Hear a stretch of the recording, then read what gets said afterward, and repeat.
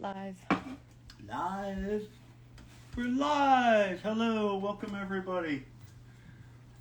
Anybody who's joining us new, thank you. Anybody who's coming back, I really appreciate the comments and the enthusiasm from last AMA. We have some special treats today.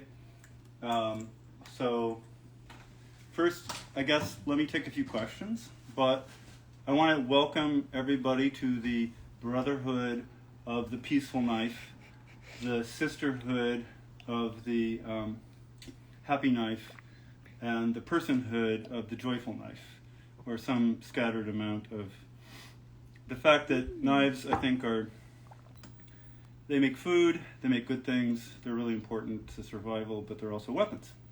So I'm not interested in them as weapons. And I just wanted to, thank you all for understanding that this is just a tool to open up time inside a block. It's not a weapon. That's the lovely thing. So, any questions yet? Hello, world. Isa's behind the camera. Hello, Isa. Hello. Isabella Fragabaza has been really energetic in trying to help me communicate better and bring ideas directly as best I can from my little house to you. If there are no questions, there's go for it. Our first question. Hey, Did everybody. you take LSD for your animation ideas? Honest question. No, I want to say thank you for the honest question. And any good faith question is really great in a conversation. I think there are bad faith questions. Obviously, social media, every 1 out of 10 post is some kind of snark that's a bad faith question. But all right, I really enjoy that because my artwork tries to take you to the other side. Yes, I try to make you peek over the edge to a reality that your meat suit and the skull and the brain inside the meat suit is unwilling to initially look at, but actually is a logical thing with a bunch of dopamine and hormones and all these strange electromagnetic pathways that are built into us. That is a certain way in which we all lock ourselves into, quote, what we call reality, right? So LSD, whether you take it once or never, is just a tool, like many other tools, to get you to understand that you're standing at the edge of a cliff and it's your life, and every moment is that cliff, whether you're jumping or moving forward or whatever it is. Every moment is the choice to live like through the flow of time that you've been born with, like that evolution brought you to, or the flow of time that LSD or cannabis or coffee or it's such a long list. Mushrooms, DMT, Molly, vitamin K, I don't know, certainly cocaine and all these other things. There's a fascination with oblivion. This is my conviction. Oblivion is something we all seek because we're frustrated with reality. It's a very grinding experience to sort of get up every day and do what we do. Can be, at least. And it's really important to know that we're all talking and walking and acting and typing and doing everything. I'm talking to you now as an automaton built inside an evolutionary meat suit, attempting to communicate something that is looking over the other side. So LSD is a tool. You can use it once or 10 times or whatever you need, but if you don't, you're just choosing to stay locked in. It's not the red pill or the blue pill, it's the you pill. You have to open up to say, oh my God, this is the mirror. And so bad trips are generally when you're sitting there going, my ego, oh my God, my ego. It's not, I can't let go of my ego because everything is slipping and more, twisting around. Yes, no, I've only, I'll be frank, I've done mushrooms maybe twice in my life, LSD maybe twice, maybe 3 times for mushrooms. And I was young. Maybe this is too long of an explanation, but generally cannabis and coffee would be what I was trying to endure with in BuzzBox. That is because I was tired. I was working like a dog.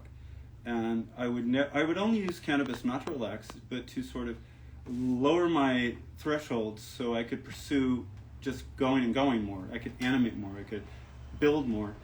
And then I get tired and coffee. And then I feel like coffee wires me up. So then some cannabis. But it's not about actually, artists have used alcohol throughout art, the history of art, and humans have used alcohol.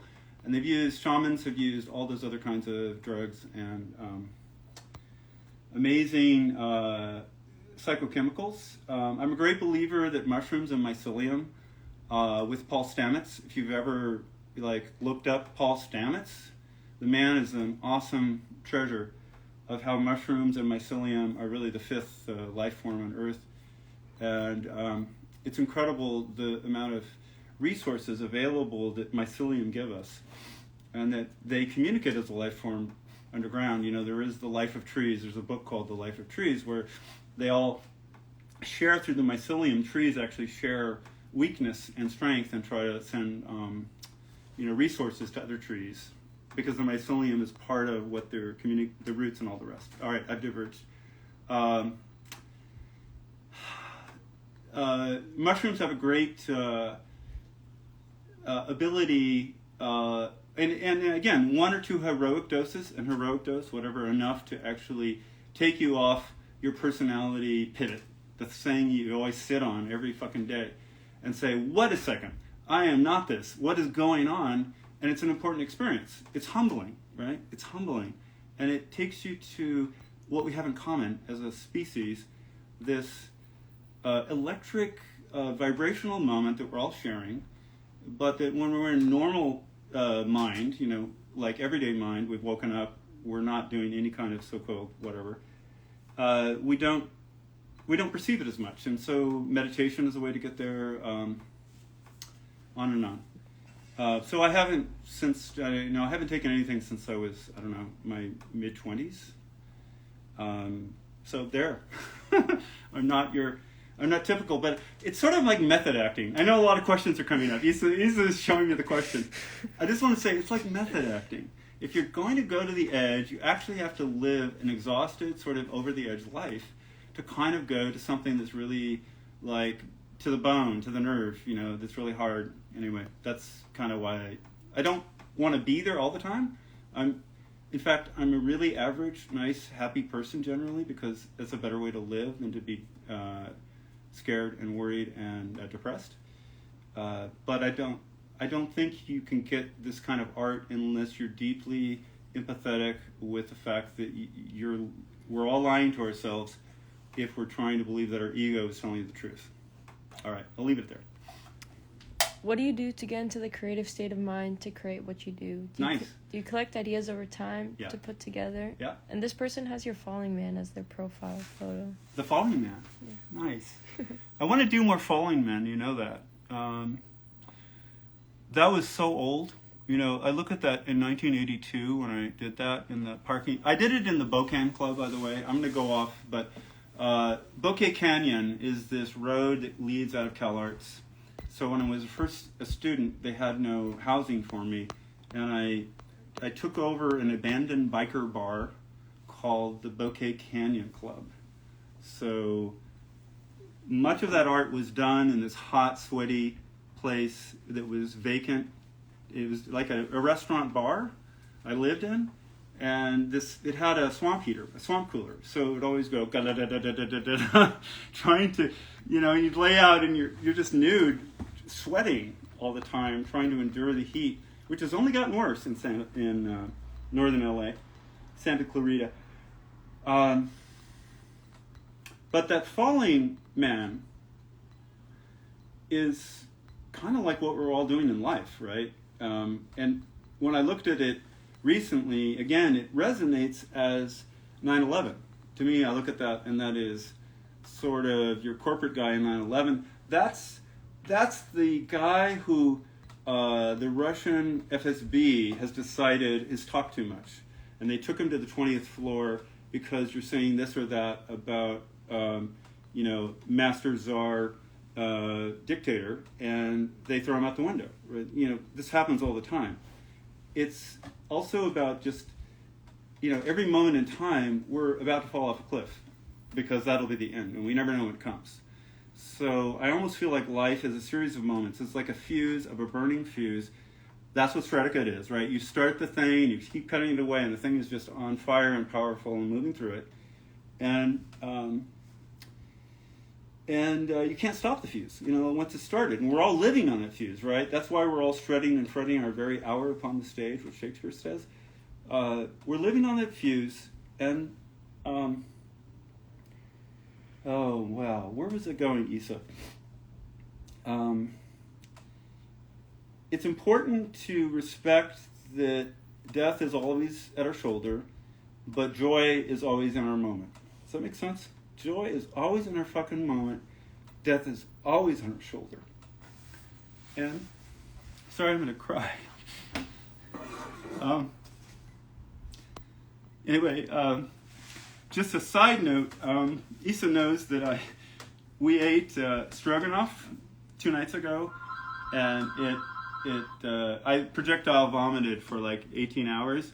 So I want to apologize to everybody that I'm kind of tired, and I've sort of seen, my whole body retch automatically, and that's just always, it's kind of like a mini death. It's not a petite death, but it's sort of like when your body's out of control and you're retching, and you just keep doing it for hours.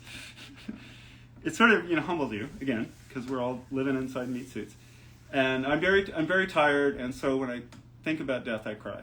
And my next door neighbor passed away 2 weeks ago, for example. Beautiful human being, way too early in life. Long story, but I want to get back to repeat the question, because I do want to answer it. I believe I wandered pretty badly. What do I do to get in the mood? Okay, I'm working like on 10 or 20, sometimes more pieces at once, because I walk around them, think about them, see them, move them around, and they're sort of subconsciously hitting me. I try to work very intuitively and very superconsciously, right? I try to understand everything on the deepest ramifications, and then I also try to just go with the flow. And sometimes being tired releases your inhibition. That's really the key of it. That's what alcohol and LSD and all the rest do. They just release your inhibition. And you want to take the truth of what you find over the edge and bring it back to the rest of the humanity and say, here, this is what I found. Do you find some value in it? Can you see what I'm talking about or looking at here? That's what art is. And it's a pretty sacred thing because it's created our ability to conceptually deal with each other on such a high level. It was practice for imagination, for what they call counterfactuals. Counterfactual is this big-ass term that means your ability to manufacture from reality a series of possibilities that are using facts, but doing it in a way looking forward. It's just an ability to imagine what's going to happen in the future, right? And art is just this amazing thing where 90% of it's crap. Or it's enjoyable to do. I'm not saying it's all crap, but the experience of trying it is important because each of us is a little flower, a little bud, or a little piece of, seed falling off a tree, and we're all trying to fertilize something better or different or whatever. But society learns from its ability to communicate with images, memes, icons, all that stuff, and it's even more so in the future as we plug into brain-computer interfaces, as we plug into AIs that are actually directly implanted, at least the images are directly intuited in our brain, so we don't even have to speak. It will actually understand us, and we will understand it without, this language that has been incredibly helpful as a lever for us to level up, but is still really crude for a way for us to bridge the friction of our distance as human beings, I guess. So I'm looking forward to the AI making that happen. When I get in the mood, what is it that I could do, say, or make that could start a conversation that gives perspective on things I see that I'm either, the course of the world is happening. As an artist, can you, tilt the axis of the world 1%, which is a Steve Jobs thing, right? You're never going to be much, but if your effort is combined with 100 other people's effort and 1 billion people's effort, and we all tilt the axis of the world like a tiny bit, then you can make the world different. And what we have now is a lack of fucking imagination. Every day they're telling us, you're being told, you're being a repeated sort of set of truisms are always, pounded into your brain through cliches and slogans. And this is the only way it can be. And this is billionaire realism. This is dog-eat-dog realism. It's Gordon Gekko realism, that anybody who's talking like me is somehow a lib who's out on the whatever. It's not real. And I completely disagree. I think that that's just cutting off all the other possibilities of where we could be living in such a more advanced state. I guess that powers my art. I wish I could say it more clearly, but it is always intuitive and both really conscious. And so sometimes the intuition is coming back to me and I didn't know I did it. But I look at it and I go, oh my God, that's what I did. A lot of artists do this, where you approach it as an aesthetic thing and it becomes a structural thing. And you go back and forth between those.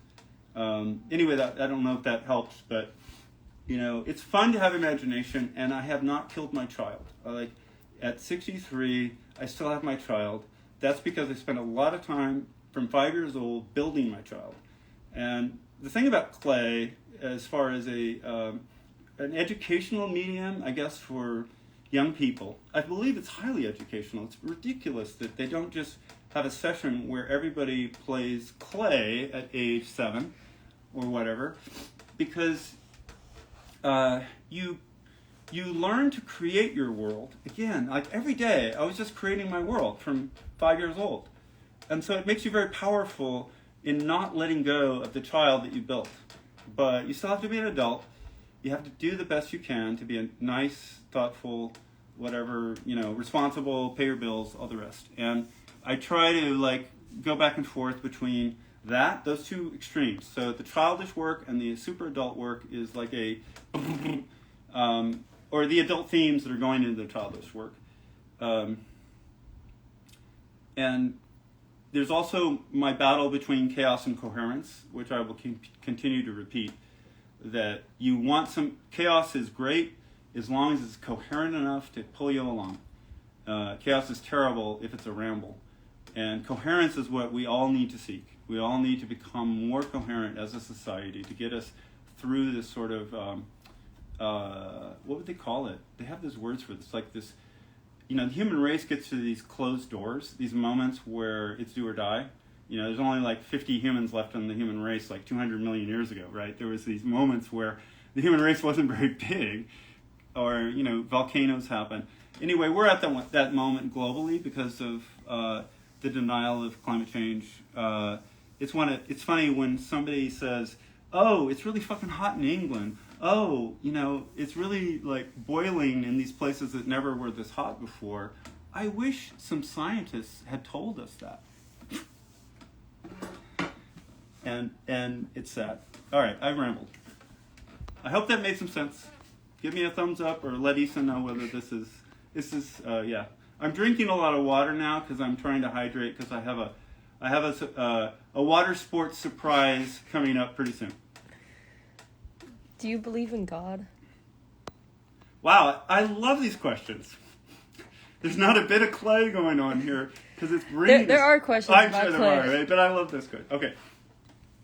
I believe the cosmos is the most amazing fucking amazeballs experience that anybody could ever dream of. And God is a human construct attempting to find a larger meaning in a life. And religion was very useful in older forms of human society. You needed a way to cohese a society so they survived, and religion was that thing. Hey, let's all imagine together that Sky Daddy is all with us. And he's looking at me, and by the way, he's looking at me when I've been naughty and nice. So I better, and this changes behavior. This was an attempt to make people less aggressive, feral, chimpanzee-like. I want to put that as humans are either chimpanzee-like or bonobo-like, right? They're two branches of our ancestors. And bonobos, lick each other and have sex all the time, and chimpanzees fight each other and are aggressive. And that's the battle going on still. Help me with my thought on that one. It went off on a tangent. Issa's giving me the look like I didn't know where you were going. It's important. What am I thinking here? You believe in the cosmos. Yes, I do. So it's such a more magnificent story than a bunch of fairy tales written in a fucking book by a bunch of fucking humans trying to control a society that was primitive. So you look at the Bible, and it's just a bunch of fairy tales. And, look at Joseph Campbell. He will go back and tell you all the ancient pieces from which the Bible was written, like long before all those stories existed. So to think of it as divine is to give yourself a lazy fucking way out. Face the fact. You don't matter, or you matter 1%, you matter a tiny bit, because the cosmos brought you here. You are a miracle. Whoever's looking at me right now, you are a miracle. Whatever you are, the fact you exist is crazy-ass amazing. And is that not enough to worship? Like, do I need to make Sky Daddy to make that better? No. I can look with a fucking James Webb telescope now back to 300 million years before the universe began. That's so much more mind-blowing than anything written in a fucking scroll, written in any kind of patriarchal guide. These priests told me this is how it goes. It's so constricted. It's suffocating. That's just what children believe. Please grow up. And it's actually more wonderful because the universe really doesn't care about you, so you can't fuck up that much, right? If we blow the planet up, we are the stupidest, potential brilliant life form on ever. But we certainly could, and the universe won't care. When everybody says we're going to ruin the planet, no, we're going to ruin our fucking nest on the planet. This is all about us, not about the planet.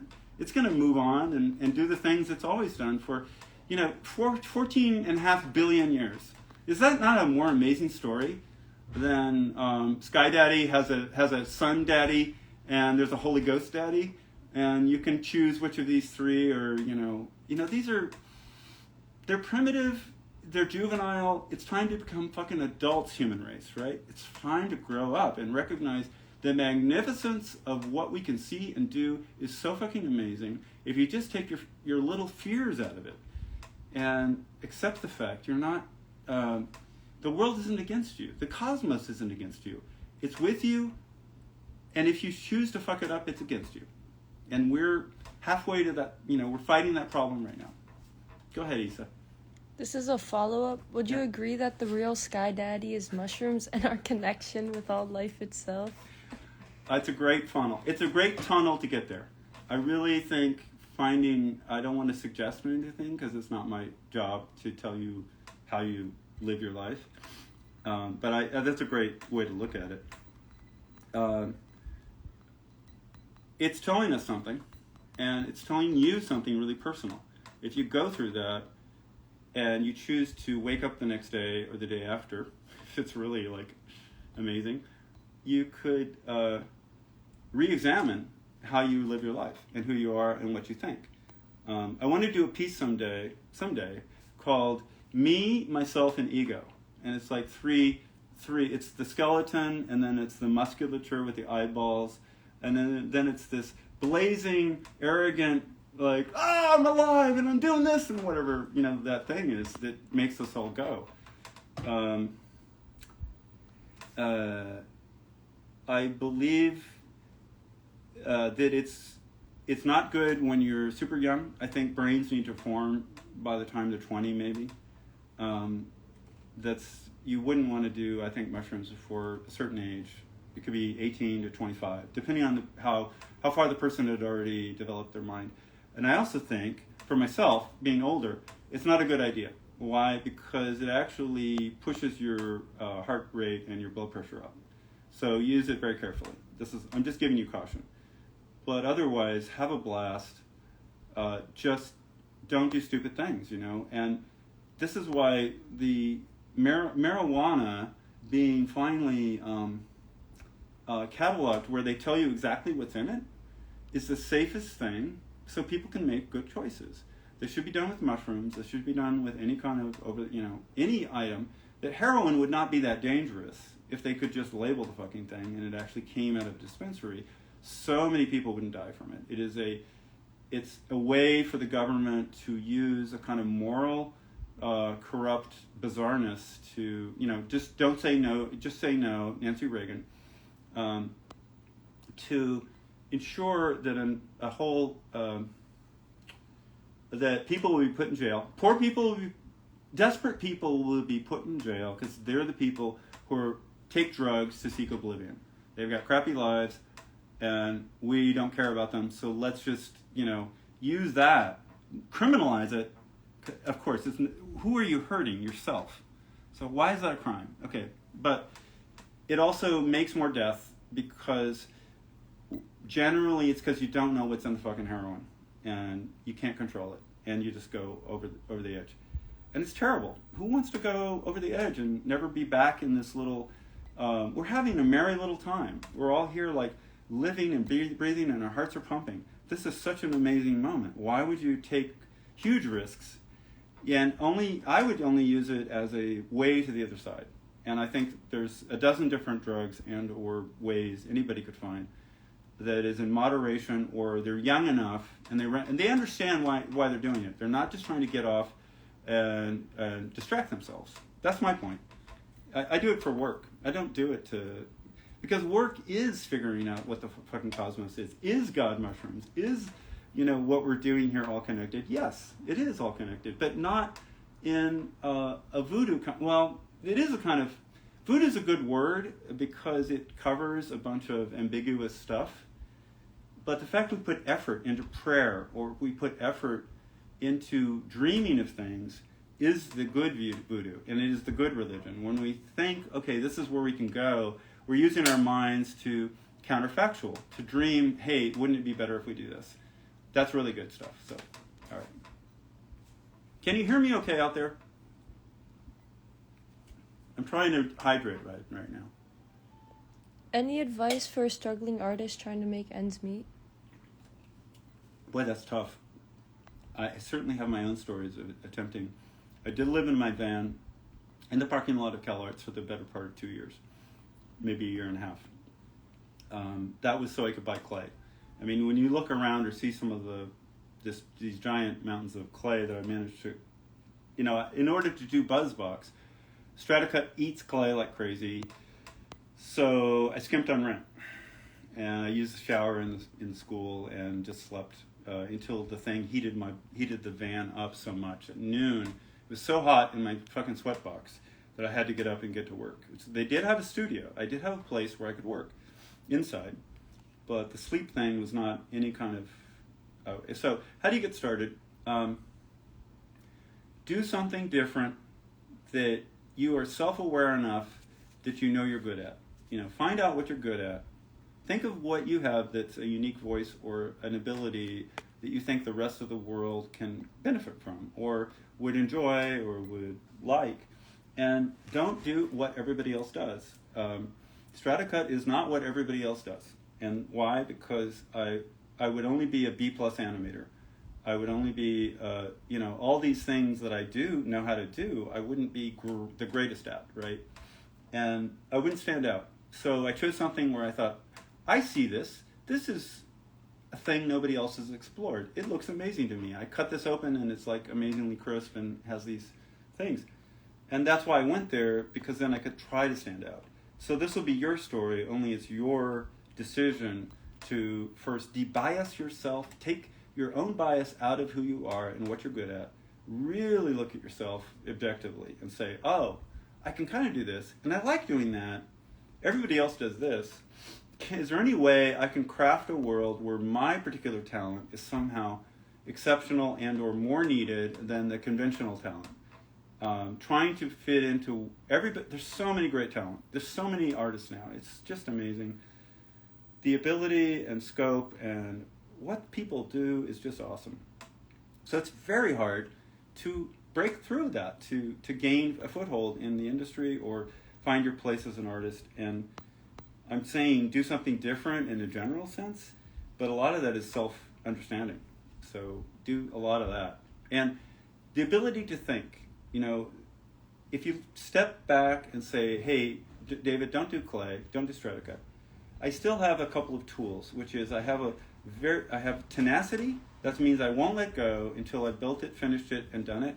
And I have the ability to think. So I sit here and contemplate, and that's a tool. So I would advise you to consider that every time you're thinking pro, con, yes, no, you're making a series of decisions, you're building your tool. And that ability to think can be applied to every task and problem that you have. That's how I feel. If that helps, I'm sorry if that didn't answer that well, but okay, good. Thumbs up. Did you ever have an idea for a Straticut block that you weren't able to execute due to difficulty? Hundreds. For the whole summer? So many levels at which that's true. I mean, I have stacks and stacks of ideas. That's in a sense training myself to think, right? I'm going through those ideas and never executing on them, but not at least drawing them out so I understand what I'm thinking. So I'm reflecting back the instinct. It gets more surfaced because I'm trying to make it clear to myself. Clarity of communication is one of the most difficult things. Concision. I am guilty of not having concision. I agree. I ramble. Because I'm an octopus, I'm a dilettante with 8 arms trying to understand that many things and making some kind of synthesis out of it. And I need to over-articulate sometimes, even to myself, to understand what the hell I'm driving at. So sorry that gets wordy. It's the ability to communicate is so hard. And it's harder when you're trying to do time-space geometry blocks that have programmed spatial distortion that give an effect, and how that was designed to be created is really hard to communicate. But whatever you do artistically will be the same thing.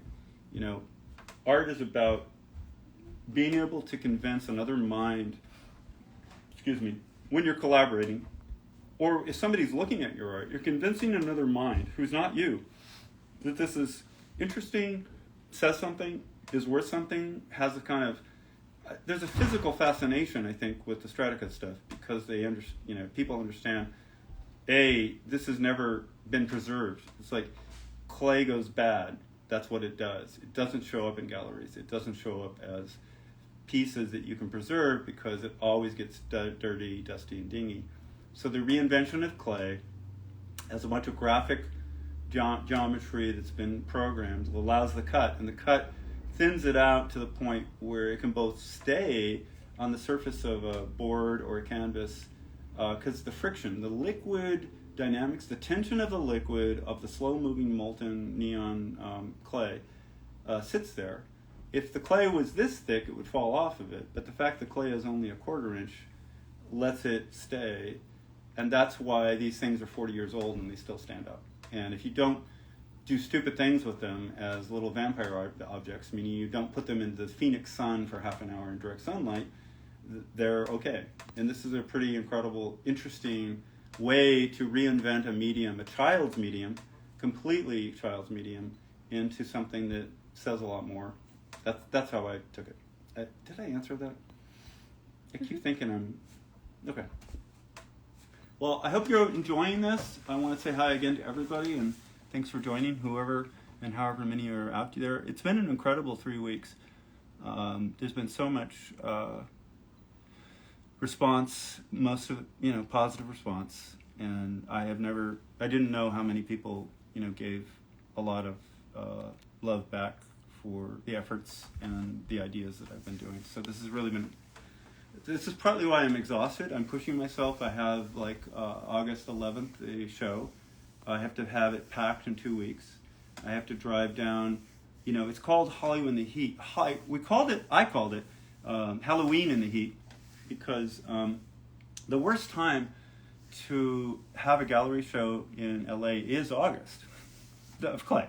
To have a clay-based gallery show in LA in August is like terrifying. There is an actual physical what do they call that when you run the gauntlet? We're going to run a fucking gauntlet to get these things into a truck, keep them cool enough, and get them down there so they're all in good shape by the time they arrive. Nobody did that until, for some reason, I sat around and did it. And that's going to be fun because it's like a whole different medium that has a lot of vitality and possibility now. And I love to see how that people understand that. It's been really an amazing 3 weeks. So, yeah, thanks. I'm seeing a lot of yellow here. Is this foreshadowing? Foreshadowing something? I wonder. Well, you know, I'm going to pull this over and show it. I have been trying to finish, nicely finish the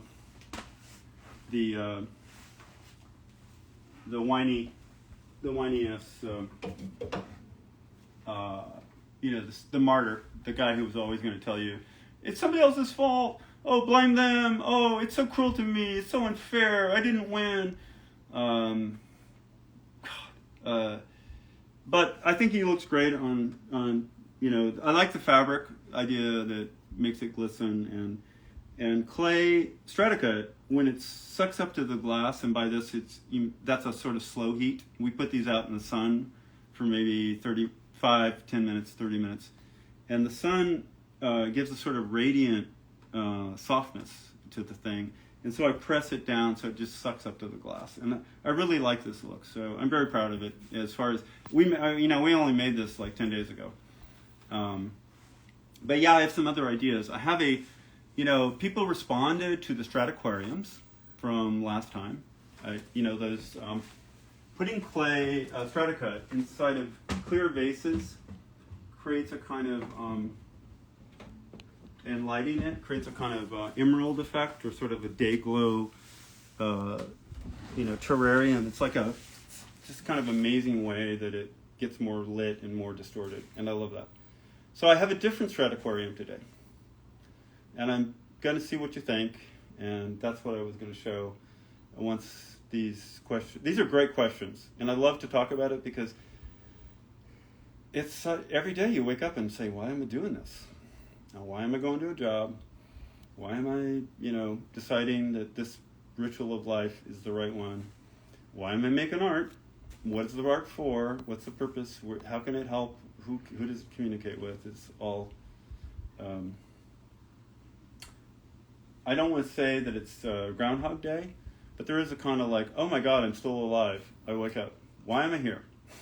It's like the first thing I think. How did I manage to make it through the fucking night and not disappear, die, evaporate, become invisible?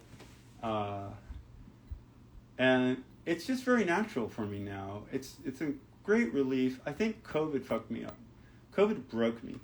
There's such a story in COVID for my brother-in-law dying, for my mother-in-law dying, for my own mother dying, all happening in those 2 years. And the complete aloneness I felt as a part of everyone else who had a brain, that there was nobody in charge. There was inject bleach was all what I was told. Nuke hurricanes is what I was told.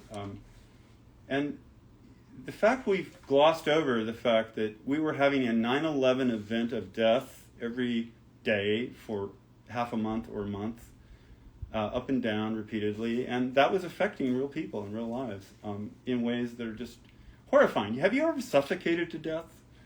Hello, world out there? No, because you're still alive. So none of us have suffocated to death. But those who do, imagine how that feels. Can an art bring that back? Can an art give them voice is all. Bring that feeling of complete, this whole dream is over. And I'm going into pain, and I have no oxygen, and I can't get any. And I am just collapsing and fading out. So COVID broke me because the incompetence was obvious. It's just obvious, the incompetence. The intentional destruction of blue states, saying, hey, yeah, let it go, because the blue states, the urban areas are going to get it first. So, hey, let them die. Man, I have nobody at the top who cares a damn about me. They're just ready to blood sport. They want to win at all costs and make chaos their friend. They said, oh, this is chaotic. We can use that because it makes people scared, and when people are scared, they want to cozy up to the big daddy, not the sky daddy, but the big daddy, the warlord, the I alone can fix it man. The I alone can fix it man who promised American carnage. And I also physically just completely, I can't tell you the pain. I had a fibromyalgia, and the neural pain was staggering. So having the ability to feel better for the first time in maybe 6 months or a year has really made me happy to actually do a lot of fucking work again. And this has really been enjoyable. And the response, again, that I've had is just really heartening. So I'm going to drink a little more. Yes, is the yellow part of what we're up to here? I wonder. I actually love yellow. Yellow, when I was young, was my favorite color. Why? Because it was sort of bright and, it really stood out. And then somebody told me yellow is the color of insanity. That some did psychological profiles, and that somehow that Van Gogh used a lot of it or whatever. I also loved blue. As I got older, I became a lover of blue because it's so calming, it's so everywhere, and it just grounds everything. I love green too. Love orange, love red, love them all. They're all children. But yeah. So you have other questions? Mm-hmm. I'm sure I've rambled way too long. Do you think art imitates life, or life imitates art, and where do you find the inspiration for your work? Wow. Both. Life does imitate art. That as you see images, and you're given a sort of mental framework as to organize how a series of events happen. This is what movies do to you. This is what news shows do to you. This is what information does to you. Books do this to you. You are creating a pattern in your mind that's actually imitating art in some respect. The problem-solving aspect of art is amazing, and just the hieroglyphic, pre-linguistic aspect of art is amazing. And art, the best art, is trying to find something that hasn't been spoken of yet, I guess, right? There's been a lot of art. They're speaking of all kinds of things for all the centuries, trying to find these things. What has not been said yet that needs to be said, because there's a lot of, it's like humans figure some things out, and then every human goes, whoa, yeah, duh, right? We all kind of say, that's a great idea, or that makes sense. And then our paradigm changes because that was put into our new, society has decided, or enough people have decided that it's a pattern on which better outcomes can happen. I think of just survival. Let's go back to the basics, survival. Why would you have art? Because it's training you in story, in image, to talk more fluently, to think ahead more better, to imagine that this scenario, that scenario, and this scenario could happen, and therefore you're making better decisions before they happen. But the question was, how do I find inspiration? I don't know. I guess because I always had it. When you're a kid, you're creating in that, time goes more slowly. I hope that people generally understand that. And the magic of Claytown is I lost myself on a table making stuff for so many years with my sisters that I could always just feel, this thing, that thing. It just became making things. And just making things had its own self-reward, just the satisfaction of, it's like a spelling bee for not a spelling bee, a quilting bee is what I meant to say. When you have a quilting bee and everybody's around, they're all chatting, but they're all just sort of doing a little part of it. But they're all talking. Nobody's doing the same thing. It's parallel play for adults. That's what Claytown is, where everybody sits around and they're just chatting. It's just like fun. And that training, I think, makes me inspired because every time I look at, hey, could I do that? Could I take this idea?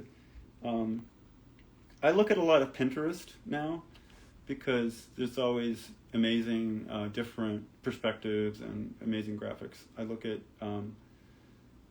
I collect probably 30 or 40 images a day. I just scroll through them and find images I like. I like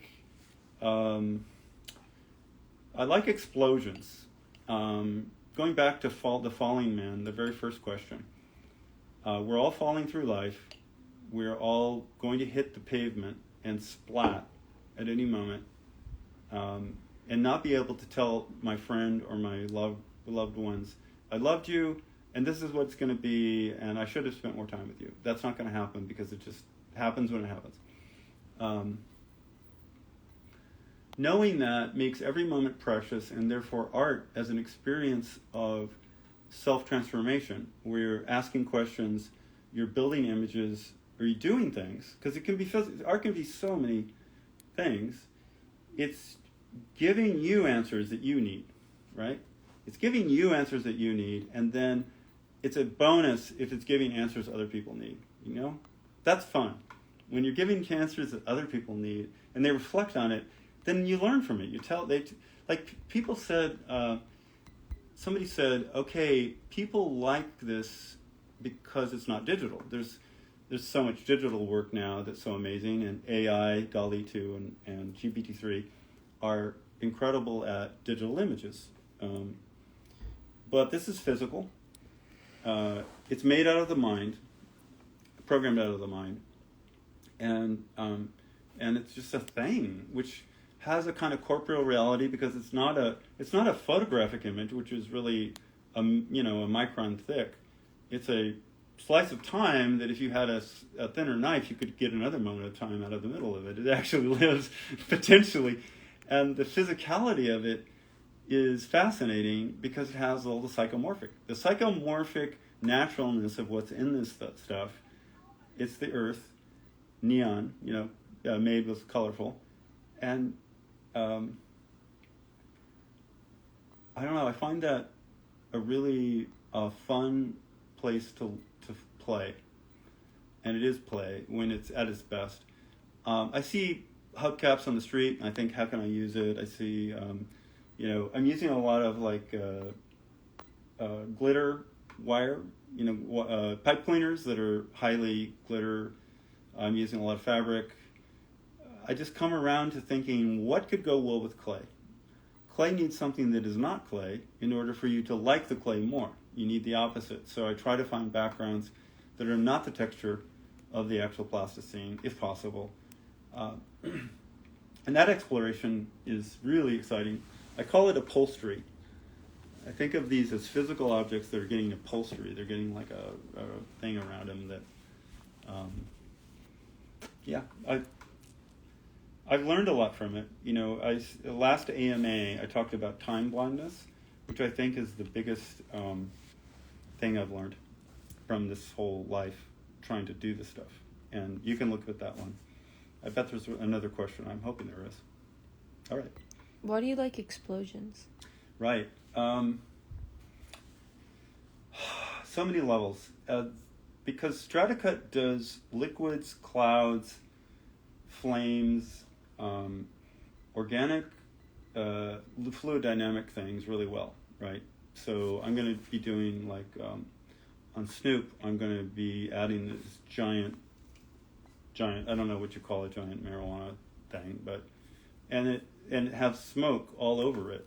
And Stratacut does that really well. So explosions, they're just kind of fucking spectacular, right? There's this moment. I really like the silhouettes of what's in the foreground.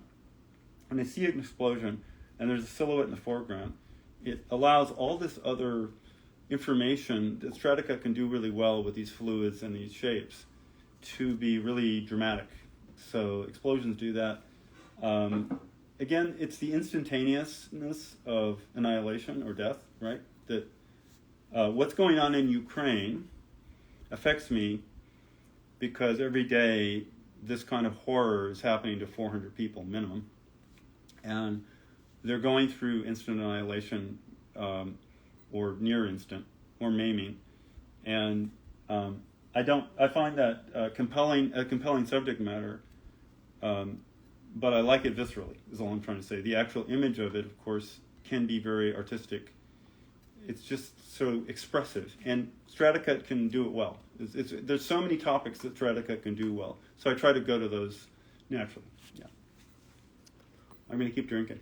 This is a tough question, but you seem to have mortality partially figured out. What made it click for you?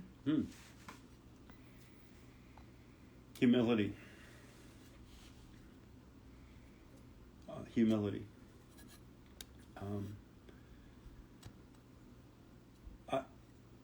I had a moment when I was 3 years old, 2 years old, 3 years old, where, when you're having a childhood, you try to remember your earliest memories. And mine was standing in front of a bush next to the apartment and just staring at the bush. And this thought came into my head that I'm looking at it, it's alive.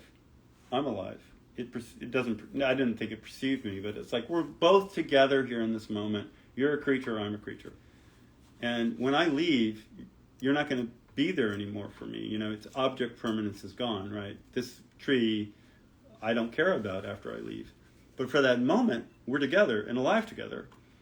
And I sat there and just like, oh my God, I'm here on the planet. And it's like, this is a moment that's going to happen and it's going to be gone. So that's sort of the first time where I realized, oh, the whole wave you're surfing on, if that's a terrible, I didn't think that. That was not my metaphor in my mind. It was just understanding how we all coexist in some weird mesh, and yet we all will not exist. And I don't think I had that figured out. That was just natural to me. And it's kind of what sits in your craw. You're always trying to say, well, why am I doing these things in life if I'm not going somewhere that's really...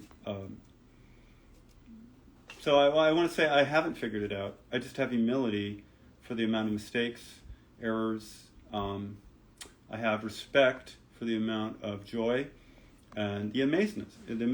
Look up at the sky on a clear night and don't do anything. Just look up at the sky on a clear night. Look at the photos from James Webb. Look at every bit of physics. The very fact that quantum physics can be altered by our perceiving it is bizarre. I have great humility about that. We're not our faculties cannot perceive reality. What we can perceive is a 6-foot-tall version, for me, of reality that is surfing over all the context and levels below me, and is surfing below all the cosmic and large levels above me. But it's just humility that I will cease to exist, and I better be happy in the moment I have. And I'm not saying that. I'm trying to be realistic and de-biased about it.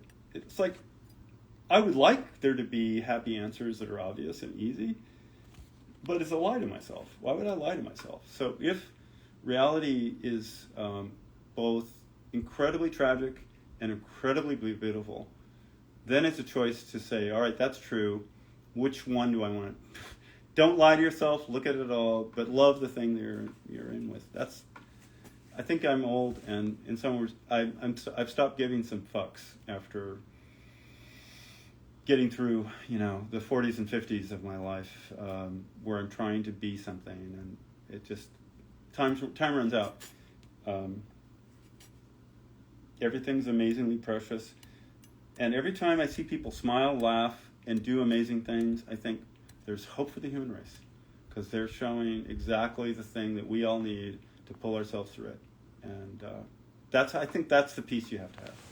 That's where you find peace. The very fact we're here and we're all cooperating enough, to me there's only 1% of the world are assholes. And that's because the world runs. They show up and they make 40% of the world's problems. But the fact that 99% of the people do the right thing every day and try to do it in a nice, proper way, that gives you hope. Because it's in the human When humans have good information and a good community, they function well. When they have fucked up information and they destroy communities with poverty and gun violence and crazy rules that apartheid, or you exclude people who are second class, all that shit. It just gets worse. Yeah. Issa, how you doing? Good. Good. All right. All right. This is feeling good. I'm actually starting to drink enough that I feel I'm getting there. And this is, by the way, is Zevia caffeine free, not spiked. Should we answer a few more? Yeah. We'll answer a few more. What is your relationship and experience with animation beyond your strata-cut technique? Right. Most of my career has not been strata-cut, and much of it has been animation. It's an entire other life that I've lived to make funds and money, and I've worked with incredibly creative people doing amazing things. All of that comes with me now. Whatever ways I've learned, I bring them with me now. Most people don't know that I directed the M&Ms in 94, at Vinton Studios as the animation director for the first year and a half, where they were redefined. And so every M&M you look at now is a design that I was the director who approved, along with a crew of designers and other people who made it. I was the last funnel by which I would say yes or no. Is the shoe in that place? Is the hand here? How does it cock? How do we put the mouth and the lips on? All those decisions were made in 1994. We're sitting here 26 years later, and they have not changed. So my involvement in animation has been both in stop motion, in CG. Most people won't know that, but in a lot of CG, and in mixed media, and in running a production company, Ben Image Lab, partially running it. I mean, co-running it with Ray DiCarlo and Shel White for the better part of 15 years. All of which were doing every kind of animation you could think of, which was not strata-cut. So in Cal Arts, I was surrounded by great character animators and great, personalities and people who were doing classic animation. I learned from it. It was beautiful. I think I really like most art forms, and I really like most music. I don't like all of it, and I don't like, but I'm very open, because every experience, mostly, if it's done in good faith with some artistic talent, there's something to be gotten from. And I love Warner Brothers. I love Disney even. Depending on I love Pixar. I love Betty Boop. Rubber Hose animation. I love and then the entire 80s, 90s on till now of mixed media. I like putting textures and odd combinations of things together in ways they're not designed to go together, and finding a new synthesis out of that strange mixture. Those are I am a good animator, just so you know. I have done a lot of stop motion animation. I am not a great animator. I would not beat any of the best animators that are out there doing it at the top of their craft. I'm a good DP. I can actually light, but I'm not the best. I'm good with motion control and computers, but I'm not the best.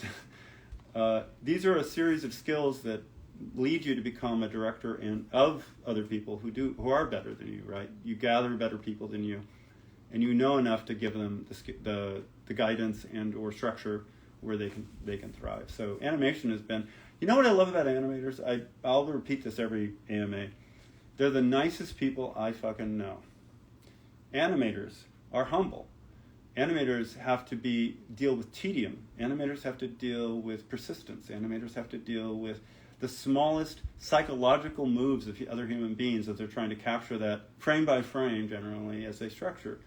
And it changes you. I think it makes people are naturally gravitated. We're shy. I mean, I'm very shy. Most animators are shy. We all get social enough to work together, but they're all nice people. Now, yes, a few exceptions, but I don't know any group that is more nice than animators. And that's a lot of why. But I always had bigger ideas. I always had a purpose for my animation. I was never interested in saying, oh, this would be a joyful little test or experiment. I always wanted to do something that was structural. And yeah, so that was how I went. But I also made a living first in LA after Cal Arts, then at Pee Wee in New York and Peter Gabriel in 86, 87, and then back in LA for all kinds of things, long list of things in LA. And I get to create a team. It's like creating a club for 10 weeks. I would get a team together for like a commercial or for a music video. And so I could had the money to hire, okay, these are the talented people, and they're nice. And we had a great time for 10 weeks together. It's like a bonding, I think that's an amazing life. There's so many people I would consider my friend, even though I have not talked to them for 40 years. They would immediately be my friend because I have been to combat with them. I have been in animation combat. And they had my back and I had theirs. We went through it and we created something out of nothing. We made magic. Animation is a bunch of magic. So I hope you can see my angle on it. I don't want to be competing with the best animators because they're already good at it. Personally, I would rather work with them and contribute to it as a team. And I've had a lot of experience, not in Stratacut, over these years. I saw your film Buzzbox, and can you tell us how you did it? Wow. Sorry, that's going to take the rest of the AMA and the next one too. It took 3 years. I started first making all the objects, like the blabbercasters. I started small, the tanks, all the objects that were both consumerist things, like objects of bleach and boxes, and do this now, and you win, mega. I just put a bunch of words together in Stratacut that were useless. They were just like, whoa, bee, bah, boom. It's just a bunch of fluff. And then I would put a bunch of weaponized things next to them. And so I was trying to build a vocabulary between seduction and abuse. That the seduction side is the consumerist side, and the abuse side is the weapons of war that we all take for granted, and we all just sit around and go, oh, well, yeah, we got to go bomb them. Oh, yeah, we got to go blow that up. Oh, yeah, we got to give a big budget to these people to protect us from mutually assured destruction, and every other weapon that every other large, powerful economy wants to have to potentially use against us, because somehow we're a threat or an enemy to them, and vice versa. And sometimes we're a threat and an enemy the other way. I would say Iraq War, pointless use of $6 trillion that could have educated every fucking person, solved the medical crisis, solved the ecology crisis. But no, we had to throw it into bombs tanks, and a pointless exercise in attempting to create democracy in a society that had no basis, had no organic basis for being democratic. And of course we wasted it. We did Abu Ghraib. United States tortured people with fucking electrical things in black hoods, standing on feet, and the types of torture we did is just atrocious, and nobody was called to account for it. We were lied into that war. Absolutely lied. WMDs, fear, fear, fear. And it was bullshit. And the money that was spent is the biggest tragedy, because Bill fucking Clinton had actually brought a surplus. You heard that, Republicans? The Democrat had actually done what you always wanted and had a surplus on the account going for the federal government in the year 2000 as he left office. Whoever in the 20th century ever did that? Bill Clinton. But Republicans are somehow good with money? Fuck no. They just spend it when they have it, willy-nilly on tax breaks, because they know there's no social programs left. And in some respects, the Iraq War was fucking a way to pay off all the defense contractors who would then pay all the politicians with all the contributions to stay Republican. And to spend all the money, so the Democrats had nothing left to say, hey, we're going to do social programs, we're going to make your life better. They just obliterate the money when they're in power to make sure that there's nothing left in the till, and then the Democrats sweep it up. And I want to say right off the bat, I'm not a diehard Democrat. I just don't have a better option, and any other option at this point that doesn't include a peaceful transfer of power. Any other option that does not include that is actually the end and the worst thing that whatever you think America great again could be is gone. It's gone. George Washington, I don't know if you want to, we're going back, but he was the first human on the planet to have power in a country. This is 1790 something. 90, I don't know, 87 to, I'm trying to think of the years, I can't remember. Somewhere in the 1890s, he served 2 terms, 2 4-year terms, and then he relinquished power. Name one person who led a country before that time who actually did that. And so the relinquishment of power was the single most unique, beautiful part of a civil society trying to work itself out. That had never existed on the face of the planet. And now, just 2 years ago, the destruction of the transfer of power was attempted. And it's still being attempted. That a minority that is out of ideas, out of ways to solve your life, out of ways to fix any fucking thing other than to give tax breaks to the billionaires, the dark money that funds them. And they use fear and culture wars, really, who really is the culture warriors going on right now? Talk about culture war. Talk about radical legislating from the bench. This was told me all the time. Oh, we don't want liberals legislating from the bench. No, they use that word to inoculate you from what they were about to do. And so it's full bloom. We're watching it in full bloom now. Everybody can see it. The clothes are off. Hey. Are you live? Yeah. We're live. Saying hi to Coco.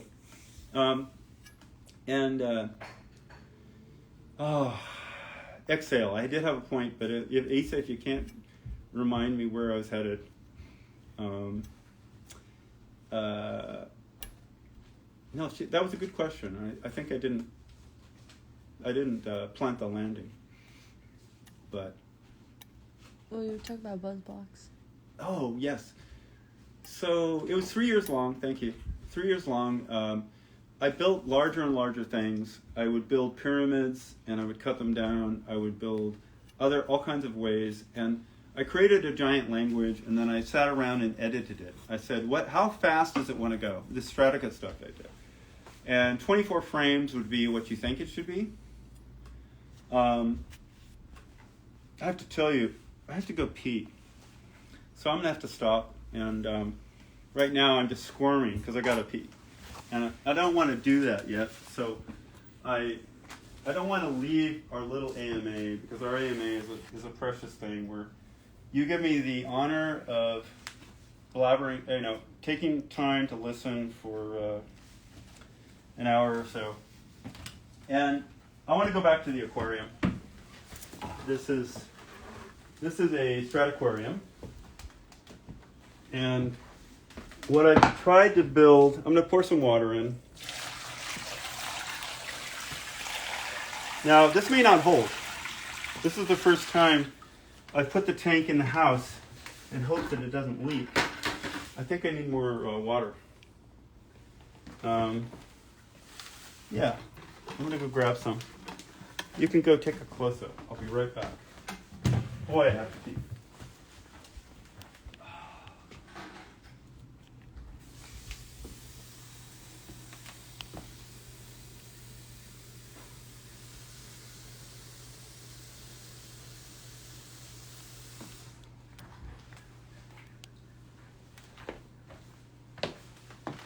All right, well, so there's one level of water here. I don't have time to fill it up anymore. Here's the complainer on the cross, the martyr who makes himself a martyr. And he's going to float around inside this Stradiquarium. And you got a double view of the Stratocorium at the bottom. And I have got to. So I call this piece Golden Showers Full of Lies. Golden Showers Full of Lies. There you go. And I have a big red tie on, but I've been dying to do this for, I don't know, 7 years now? 6 years?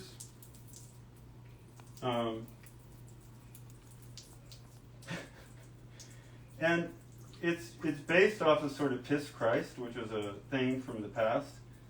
But I feel like this is somehow more physical. This gets to how water, and oil is plasticine, and it is not affected by water. And that's why stratocoriums are so fascinating to me, because I can actually dunk it and it doesn't change the clay. The clay and the water do not mix. So I wanted to be able to do Piss Wig Trump here. Doing the golden shower, which he's so famous. We all know the guy is a clean freak, but he loves golden showers. And that felt good. So 6 years later, he certainly deserved to be forgotten many years before this. All right. Woo!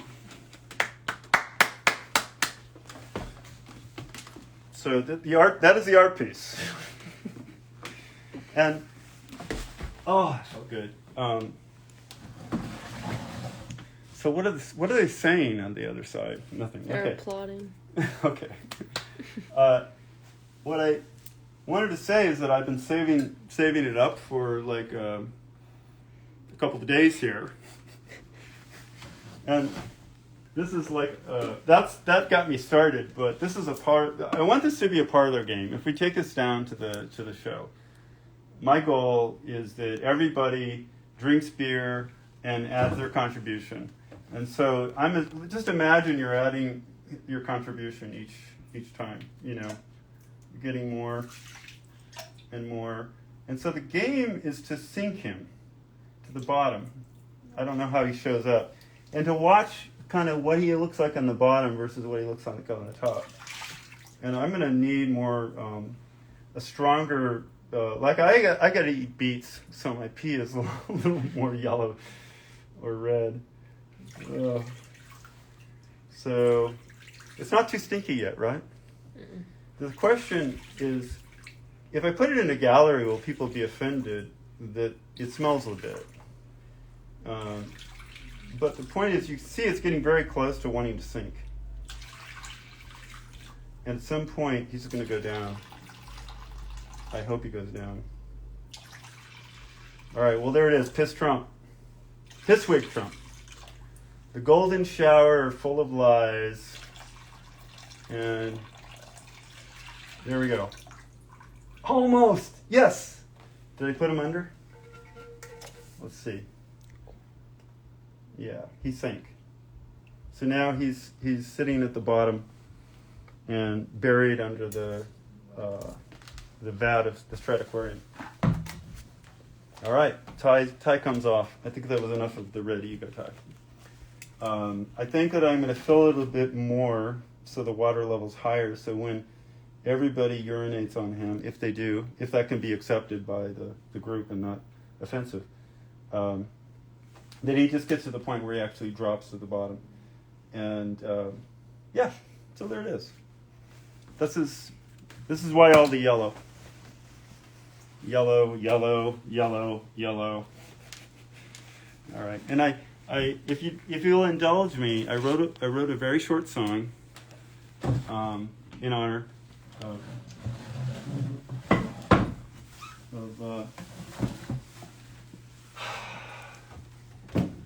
you know who.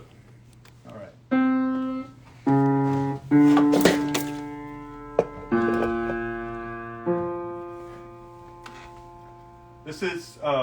This is apologies to Paul McCartney, by the way. I hope he's in with the joke. Golden showers full of lies, crimes await your reptile eyes. Cheap little Donnie, do not cry. Your whiny ass bitch little lullaby. And this is where I get the clay tiki torch out. We're getting there. We all have our Dockers and our polo shirts and our tiki torches because we're badass. Yes. All right.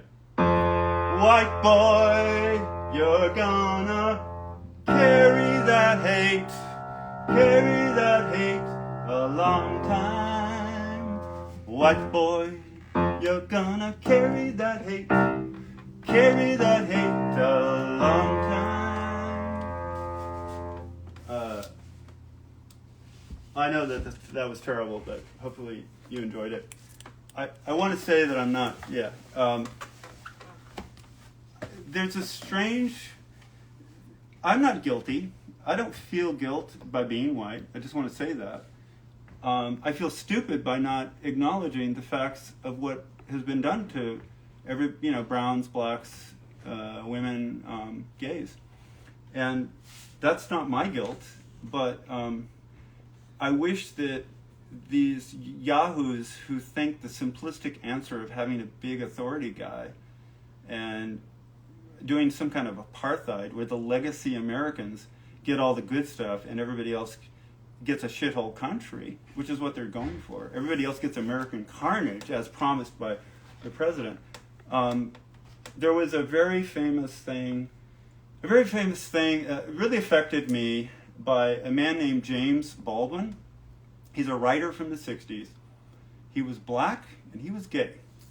So he had 2 counts against him. But he was so articulate and so touching. When you read his books or ever watch him speak, just type in James Baldwin at the Oxford. He had a debate at the Oxford Union against one of those conservative guys, and he is so thoughtful and passionate. So what he said was that racism, and I'm going to add other medieval patriarchal legacy brain diseases like racism, can only be cured in the mind of the racist. The problem people have with him are the problems in the minds of those people. He can't change them. He can't do anything about it. And what we're having is a battle over the future. Is the future going to be imaginative, joyful, open, and expressive, where everybody gets their chance to be the fullest human being they can be, within the limits. Don't want your freedoms to impinge on me, and I don't want my freedoms to impinge on you. But if the fact is that I just look different and I act different, and you think that means I should be treated differently, fuck you. And understand that that's your problem. So this is I don't know how many actual sort of borderline incel trolls I'll ever reach. I don't really care. But there are a few who perhaps can understand that they may think, I don't give a fuck, IDGAF. They're too cool to care. But the truth is that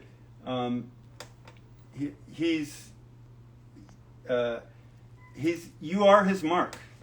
It's all the followers who are the beta cucks here. The beta cucks are the people who support Trump. He despises them. He takes their money. I'm not his bitch. But the people who cheer him on, not knowing that he would never break bread or sit down with them or think of anything except that they're, he probably disgusting. I'm guessing the word that the guy would use is something like that, right? It's really important that you stop finding your answers in simple things where you think, if I get rid of these other people, my life will be better. Stop. America's a melting pot. It can be the greatest nation in the world, again, when we use the strengths of everybody to all make everybody's gift and talent and individual effort is actually coherently joined, not chaotically combative. That is the battle we're having. This is a battle for the future, and they want to stop the future, and so that's why they're shutting down abortion rights. They're making women into service fucking animals based off of Gilead and some crazy ass medieval theology. And The Handmaid, I want to do. This is my imitation of Amy Coney. Oh, Amy Coney Barrett, there, The Handmaid, is just, she's like a wide-eyed, whatever cult she came from. She's the symbolic, she was the needed piece, so it wasn't 5 white guys voting. They needed to have her there, so you had the symbolic piece. But she's as much of a lunatic as anybody at Jonestown. Yeah, that's all. I think that was it. When I pee on this man, it's because he's a cartoon posturing as a bully strongman. He's like a baby face doing kayfabe in world wrestling, and he's bilking his followers. And I'm saying to you guys who are not liberal, who are not on my side in any of this, look in the mirror and wake up, dudes. You are being taken. You're being had. And the future that they're creating is economically stupid. So let's get rid of the morality and let's change tracks. An economy that uses everybody to their talent is the strongest economy. So you may think that having everybody, having a liberal idea of everybody having, a support and a way to fulfill their talent is somehow wasting money on people, but you create the strongest nation in the world when you do that. So you actually are going to economically dominate it if you do that. I'm saying to those who are wealthy and those who run giant businesses, wake the fuck up. Recognize that your little piece of the pie may be something, but everybody will do so much better if everybody is involved.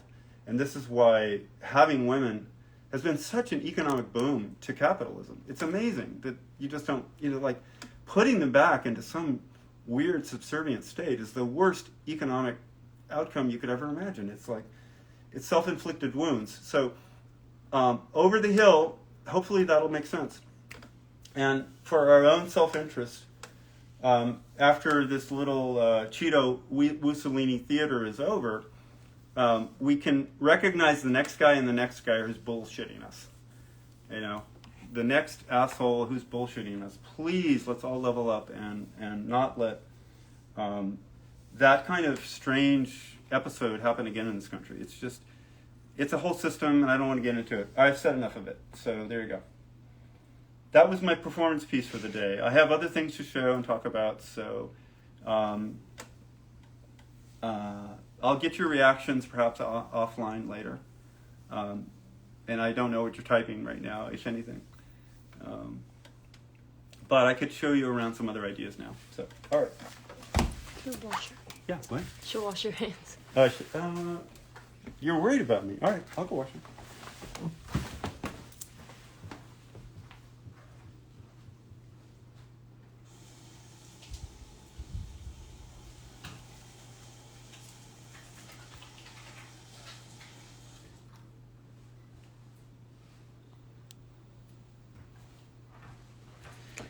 Amazing piece of performance art. Next time you should turn the Strataquarium into a Scatitarium.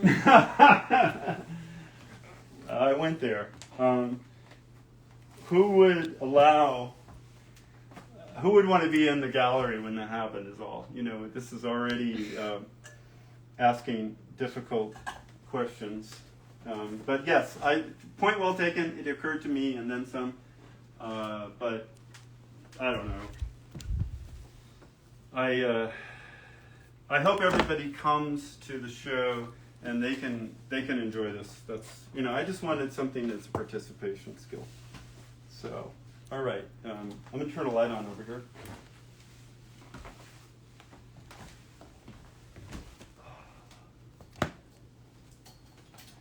And moving away.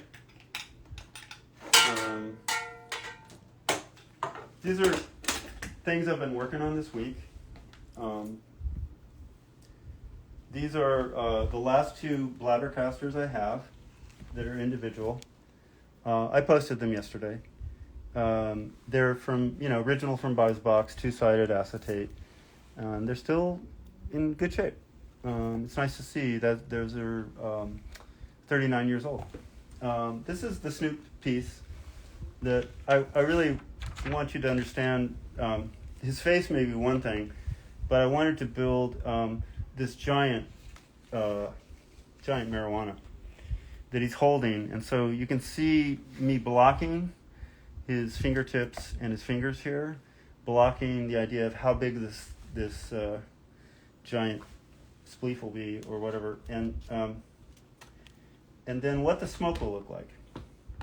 So these are ideas for smoke. I don't know if they're too colorful. I haven't decided that I like them yet, but all of this smoke will be continued up here. I wanted to point out, if you can move around it, Issa, can people see that it's on this really interesting dynamic surface? Like the background has a sort of a flow, which I think helps it be smoky. Like it's a whole. It's not dead as a background. Yeah. So this is another one. I'm building a blue one too, and I just love that look. So to me, that's a type of upholstery on which clay works well, potentially, especially smoky clay or clay that's in a liquidy, smoky room. So that's partly where I'm going with that. I have more to do on it. Hopefully I'll have time. Over here, I'm trying to figure out a name for this piece. So if everybody wants to type in what I should call this, it would help me. These could be like three gay Hitlers, or three non-binary Hitlers, or three fluid Hitlers, or three metrosexual Hitlers. I don't know what name I'd use. I think the point is that Hitler has been overused, intentionally so, mostly by,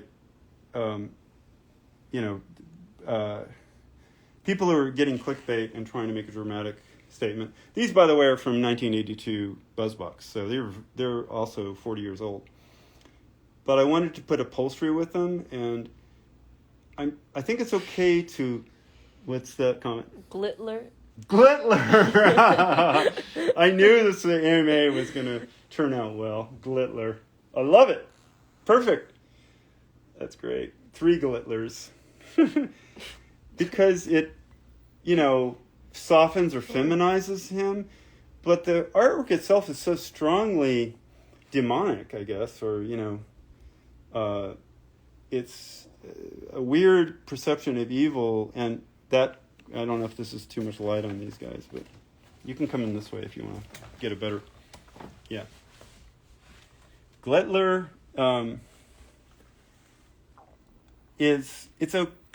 he's been destroyed. I guess when I was young, Hitler meant something. It was bad.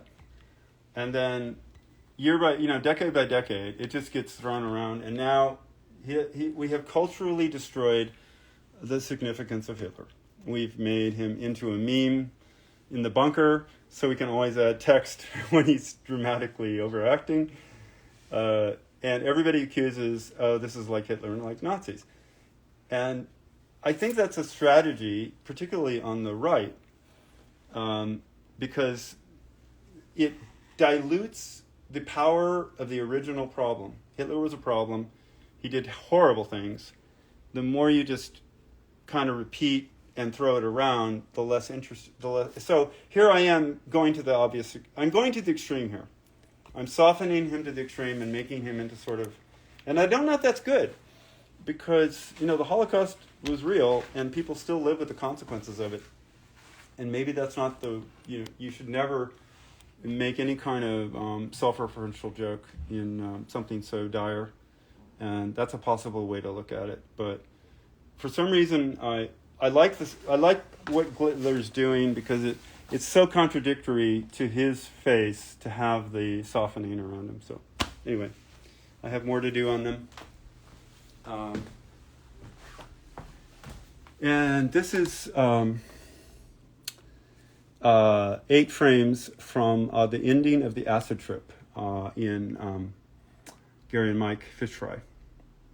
And it's just so nice to see how much texture and animation you can put on one piece of Plex, all in one place to get a... This is the backside, so this is the raw clay. If I flipped it over, you'd get the Plexi side, which would be a more plastic look. This is a little more drier, and this is a piece of work that I haven't shown ever, or I haven't shown in I don't know how long, forever. And it's a pretty detailed work, and Isa knows a lot about it, so she can almost explain it. This was something that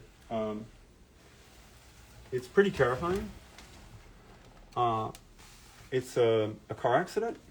I did this in '82. And I don't know, it's just gruesome. So, and since I went there, like, oh my God, can I really do something this ugly and make it coherent, and the difficulty of what it means, I don't know, should I explain? This is, his neck has come out of his body, out of his shirt. his spinal cord came out of his shirt because he passed through the steering wheel column itself, which split him into two. His feet are over here, while his hand's here, and his other foot's over there.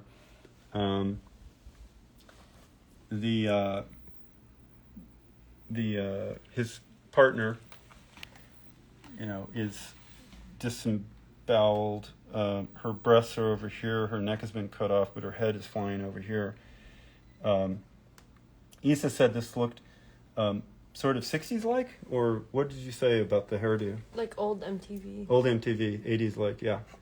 And I thought, her hair is flying up, but yeah, there's this kind of spike thing from 80s. And then just a bunch of broken glass and clay. I do clay with aluminum powder or a powder surface that's shiny to give the automotive thing, and then the hubcap. And this is the and the fender is way down here.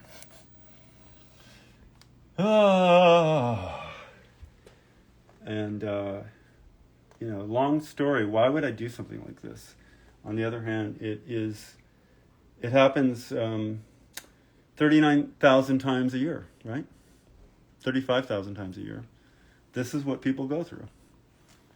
And nobody wants to look at we look at the actual photos, a few of us, but in a way, Stratacut is very physical and real, so it can convey, but it isn't literal, or it's not the literal details. It's an abstraction of it. So maybe that's why I can communicate through this or not. I don't know. This is, you have enough light? Mm-hmm. This is inject bleach. I like playing with the fact that it's coming out, the plexi comes out, and you can have a mirror sort of the backside of him, and he's wearing a hairnet of kind of gold-plated COVID in his head, like a guru saying, "It's all going to go away. It's from China. And so this is the bleach bottle being... the roll of tape does not belong. I need to build some support down there. Man's only interested in his image and how he looks. He does not care about humans. So I show that because this is a piece I haven't done. I was just laying it out, called Thoughts and Prayers. And so you have two sloucher, what did they call it? Shrugs. Two shruggers looking at each other going, whoa, whoa. And they're having a conversation, and it's like, that's social media to me. It's toxic and it's full of eyeballs. That's their conversation. Bunch of radioactive bullshit they're talking over. So it's thoughts and prayers. And so this is the first, I'm just blocking out. This is the teacher having her head turned into mist by an AR-15 bullet. And I am going to do students, which is they'll be much more childlike. These, by the way, will be heated and smeared. So there's a lot of work to make them actually slide by putting heat on them. So they actually are, part of the impact will be the use of them smearing across these backgrounds. And then how many kids and what they will look like, which is really gruesome, really hard to do. I don't know how people will react to it. I would certainly put it up as a donation if anyone wanted to buy it. I wouldn't want to make any money on it. It's just too dark. It comes out of me thinking that maybe people should have highly detailed daily images from the Ukraine war. People should have highly detailed images of the atrocities that happen with mass shootings, or even single shootings. Those aren't any good either. Just mass shootings are X times amount worse. And if we actually saw those things fully in high graphic detail, we would make different decisions. We would not be going to war. We would not be allowing this bullshit to happen. The very fact you're not forced, you need to be forced to see the actual physical horror in order to change the human mind. And out of respect, which I understand, everything's pushed to the side, and we don't show these things because it would be like watching a dead person without agency. It's very undignified, right? There's no dignity in that. And so for being dignified, we don't show it. And that's why the cycle continues. At some point, how else do you break out? You have to literally see every atrocity and document it. And then people get hit in the head enough, in the eyeballs enough, that there would be a change. Of course, dark money has to be eliminated. That will never change regardless. But if dark money were eliminated and you actually saw this stuff and you actually were forced, it would be fundamental. It's much like Matthew Brady in the Civil War, who was the Civil War photographer. People had not seen photographs of dead bodies on a battlefield like in Gettysburg before. So the fact he was sending these photos changed the nature of how people reacted to the war a great deal. The more you are living in the shoes of the person having the problem, the more empathetic you are. And the more the society distances you from having a connection to those others who are going through these horrible things, the less you care about them. So how do we change this world so we stop having this absurd, non-realistic, non-factual reaction, this cold-blooded, anti-human reaction? We're having a cold-blooded anti-human reaction, and that's all based off of delay, obscure. So there will not be airtime to show the reality of it long enough to change people's minds, and there will always be both sides. So they're going to give just as much airtime to somebody saying, oh, the good guy with a gun, or we got to do plastic backpacks now, and we have to lock doors, and we have to do all this shit. Why? Because we want armed military randos to be everywhere in society. That's nuts.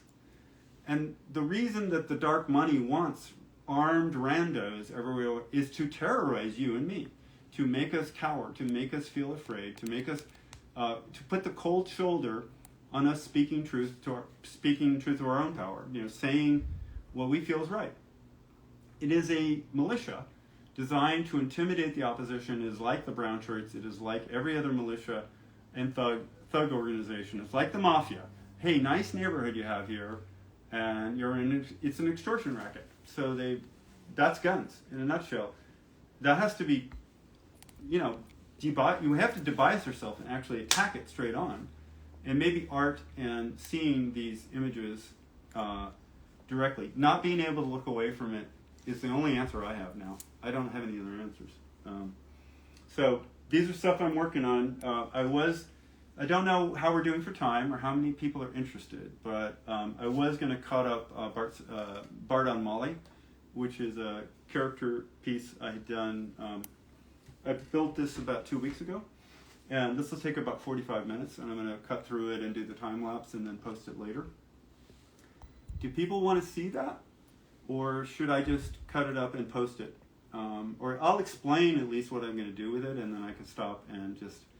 Yeah, maybe we can start and then... Yeah, so we'll just start, and I'll explain what I'm doing. We'll start, and then we'll call it a night at the AMA, because it's gone on a long time. And thank you for sticking with it. I know it's not that pre-scripted. And I'll tell you how I'm going to cut this piece up and why it's an unusual and interesting piece, and then we'll do it tomorrow, the rest of it, and yeah. So that's the last thing for tonight. And while we're doing that, Isa, any other questions? Do you want to look at some of the Yeah. comments? Just I will. I set up my iPad. Hey. Hi, world. Bingo of the forest. What is with the owl in the back? I'm not sure. It's not an owl. It's probably, I have, they're talking about this back here? Is that right? Here are a bunch of questions. Oh, okay. All right. Here we are. Ross Freaky. How do we save humanity? Excellent. I think I've answered some of that. Maybe I haven't. I want to say that we're going to have brain-computer interfaces which scan our brains, see our thoughts, pattern it. And once that is a technology that gets shared easily, then we're going to be able to read or see each other's mind. Hello, Help Convecto just joined. And that will actually create an empathy level that no human race has ever understood before. It's sort of like the moment Gutenberg, the printing press changed society forever because the dissemination of words could go to ordinary people. They could read the books themselves. It wasn't priests. This is true when we have brain-computer interface, and it will change our ability to, we can't lie to each other. What changes about this? How can I have a thought in my head that's devious of you and you not know it, vice versa? It's very, it's very scary, but thrilling. Nobody wants to have their secrets seen by someone else who can see their thoughts. Nobody wants to think, oh, I'm embarrassed because that person knows that I'm thinking this, that, or the other bullshit. But imagine if everybody had to do that, you would give up your ego. You'd have to. You would say, hey, I'm sharing in the hive mind now. That's incredible. All these things you're going to get out of the hive mind experience means, oh, I have to give up my ego. This will change society, and this is how we save it. In the meantime, we have to do everything we can to get to that point and not be a centralized problem, right? If the BCIs are centralized, if the data of the giants who run the brain-computer interfaces, if the Googles, Apples, Microsofts, et cetera, Intel, IBMs, all, and NSA for that matter, and Palantir, and the list goes on for data, how they, I would say data rape, but certainly take your data and profile you and do shit with it. That has to be decentralized. This is how you also save humanity. We create self-sovereign P2P, person-to-person, self-sovereign data packets that we all share, and we only choose. It paused. Do you want water? Yeah. Does that make sense? If we have power over the data as a collective, we say humans first, corporations, and centralized second. They don't get to own my data, your data. We're self-sovereign. In our data, we can then share that without friction, finally, meaning I don't have to write letters, I don't have to do dollar bills, I don't have to send shit through banks. I'm communicating digital assets and thoughts through blockchains that are very decentralized and not owned by anybody, where it's a community effort that creates trust in a system where all of this data owned by you can be shared or whatever. then you have defrictioned all of the problems, and people can communicate between the brains that they're sharing and the fact that the data they're sharing. Then AI will work for us. Those are the conditions under which the human race survives. So, all right, that's positive. Okay, I'm trying to look for the next bad connection. Wave. The other. Is that a wave? In there. Okay. You just press a little question mark. Question mark. Okay. So, what is my favorite Disney or Pixar film? I do know something about Nikola Tesla. I do like him a great deal. He's an amazing guy. You know, I want to say Elon Musk, for all his autistic tin ear stupidity, is Nicholas. He's Tesla plus Edison plus Henry Ford combined, because he's reinventing the industrial process. He's building the machine that makes the machine. It's a very new, never before seen approach to manufacturing. And he has advanced, like or hate him, he has advanced electric cars at least 3 years, maybe 5, more than they ever would have, maybe 10. And give him credit for that. Whatever his libertarian billionaire ideas are, I don't know. And he does muck around on Twitter more than he needs to, but he uses that as free advertising for his brand. It's just not always positive. And anyway, long story. Tesla was a genius, and in a sense discovered and thought things that nobody else had until that point in electricity. And he's amazing. Can I have one of your art pieces? Ross Freely, hello. Yes. A lot of it is, do I have any slices of the news anchor lady from BuzzBox? Yes, but they're on a large collection of a window pane. Yeah, it's on a window pane with a lot of other BuzzBox art around it. So it's a collage of a lot of BuzzBox art. And yes, there's the lady blabbercasters are there. I don't know if I'll show them. I have too much work, and I have to decide what to show or not. So that's going to come down to a decision. I would love to show it. And those panes of glass are still very precious to me because they hold an enormous amount of the BuzzBox work. But I don't know that I have a single newscaster. My favorite Disney or Pixar film. There's good ones. I mean, Pixar just does great, established a great style in all of them, from Toy Story to the rest. I mean, WALL-E is trying to, talk about a fat society that's lazy and pollution. The guy who goes up with the balloons, they know how to take sweet little personal moments and do amazing things with them. And they're great. They do great analysis of human character, and they put that through their stuff. On Disney, I want to say Peter Pan on Disney, and that's just because I watched it 200 times. And I worked in a drive-in movie theater in 1976. I would scrape the grill afterwards, but I walked the entire lot, and so I was always checking on the cars and just seeing what was going on. And I watched Peter Pan 200 fucking times, so it's become, I guess, my de facto. But there's so many great Disney films, so many. Okay, do I have slices of BuzzBox? How are you doing? Hey, Russ Freely. Well, I'm tired. I'm working crazy hours, and yes, it's also exhilarating. I have a lot of things going on I'm not talking about yet that have already come from all over because I've sort of shown up on Instagram finally for. I see. Creepy Collector, yes, the Scatitarium. It's a good idea. I don't know. Can I see a full recording of the stream? Yes, we're going to post the full recording of the stream. Ellard, hey Ellard, have you discovered a text or animated mode that surprised you once you cut it? Yes. A lot of the surprises, and they're great, you just remember them. I think they were earlier, right? I think every time something surprises me 10%, to say, I can see things that were textures, and I think, oh, okay, that happened. But most of those surprises were in the first few years as I was figuring it out. So what do I think of blockchain technology, Russ Freely? I think that it's your future, but it's full of Ponzonomics, scams and VCs who are trying to pump and dump on you.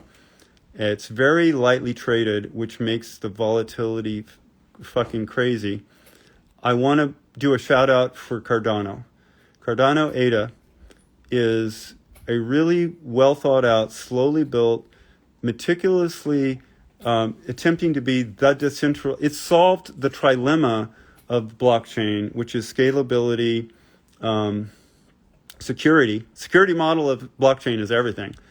And their security model, to me, is superior to Ethereum, and I could go into detail as to why. And and trustlessness, decentralization, security, and scalability. Those are the three things. That's the trilemma. If you want two, you can't have the third. So choose any two. Like Solana is scalable, but it's not decentral. They turn that thing off and on. Who's turning the switch every week or two when it clogs up? Scalable, not decentral. Secure, sort of.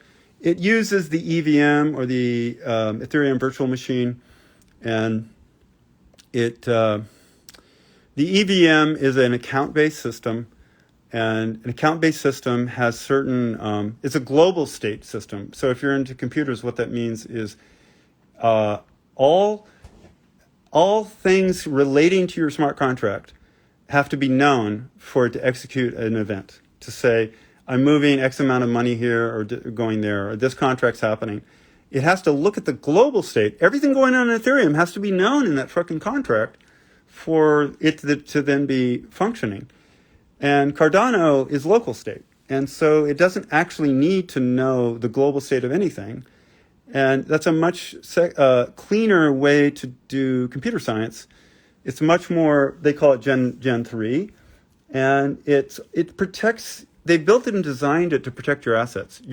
As long as you keep your own funds in your own wallet, they can't get taken because they use the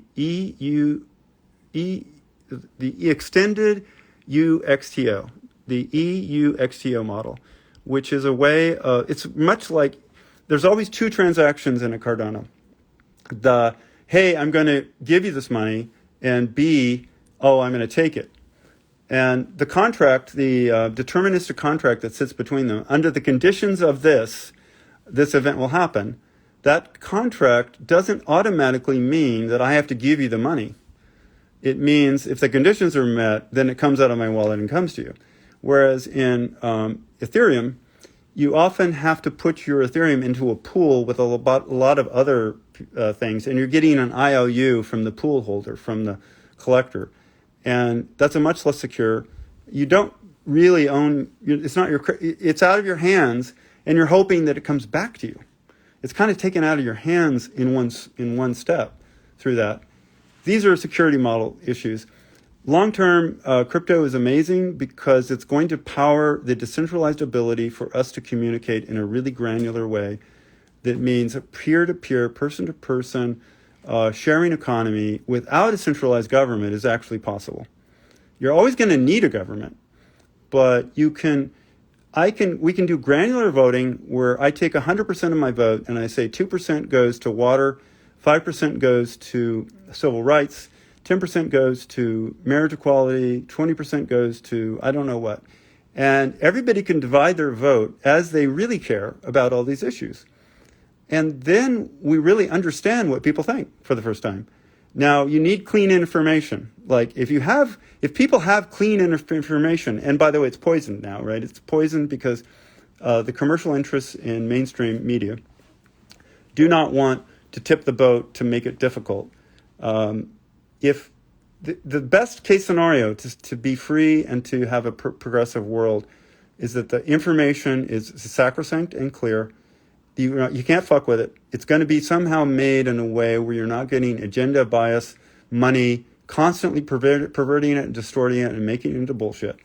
Because people can't function when they're getting shitty information. But if that's true, if it's good information and everybody votes in a granular way, this country is going to be fucking awesome. You're going to have the strength of the mass collective intelligence working for everyone finally, and everyone feeling like, you know how it feels to participate in a good thing? Imagine that. Generally, we think we're participating in a shitty thing because our government doesn't respond to how we feel. It can't because it's too crude. Blockchain crypto will allow it to be really detailed and fine. So I'm very, very, long term. Sorry. What is my favorite holiday and why? Ross, can we meet in person? Probably. Should we animate? Yeah, we should animate. It's getting late, so I like these questions, but I don't want to, and I don't want to not. Has there ever been a time when you experienced extreme lows? Yes. I totally have, many times, been depressed and very low and full of anxiety. It's a long story how you deal with it. Maybe if as we start to cut, I'll talk about that if you want. I've worked on many music videos. Peter Gabriel is the top, but also for Michael Jackson and for just a lot of... Gabe has friends. Do you believe in destiny or destinies? Oh, so that's a parallel universe question by Gabe has friends. Do I believe that we're having multiple scenarios is, as quantum physics would say, and we're all living different version streams of those multiple scenarios? It's a good discussion. Music. I listen to very calm music when I animate. But I also, it's like if I'm trying to get work done and wake myself up, I will do energetic music. But if I'm in the flow, like if I'm going to cut this block up, I'm going to turn the camera around and we're going to cut, I would do it, I use piano music. Agnes Orbell is a great new musician, and there's another one. It's kind of minimalist piano music. But I can listen to anything. I like all kinds of music. Sometimes I like to just listen to the Beatles or Nirvana or things that affected me in my youth really strongly. Any chance artists to make ends meet? Boy, that is. I'd love to answer these. You answered that one. I did. Okay. Those are answered. These are answered. Great. Why do I like explosions? Yes, I see what I'm going to say. Do I believe in God? Okay. Well. Block that we're okay, we're gonna go back, turn around and do some cutting now, and we'll try to wrap this in maybe 10 minutes or less because it's getting late. I'm glad everybody enjoyed the golden showers. What I want to show Isa, everybody, this is a very particular setup I have. I'm just trying to teach you one thing tonight. This is the one thing. These are witness marks. So this is Bart on Molly, right? You can see these fall apart sometimes, so you get the interior understanding of how they're built. He's basically just exploding. It's an exploding shape where he just comes rah, right into your face. Well, I've added witness marks. Woo! That's okay. You stick it, and it doesn't really hurt it. You can warp it. Once it's there, it's kind of like going to be okay. So these little white lines, you see that? A white line, a white line, a white line. Are people watching these little things? These are witness marks. I've marked the yellow, black, black, black, and I line the witness mark up with those. And here are more witness marks. Witness, witness, witness, witness. And I have, these are the points on the paper where I've marked those as well. Does everybody want to know why I did that? Or where I'm headed with that? Or why would I even care? Is that a yes? I'm hoping somebody says, yeah. Why are you doing witness marks, David?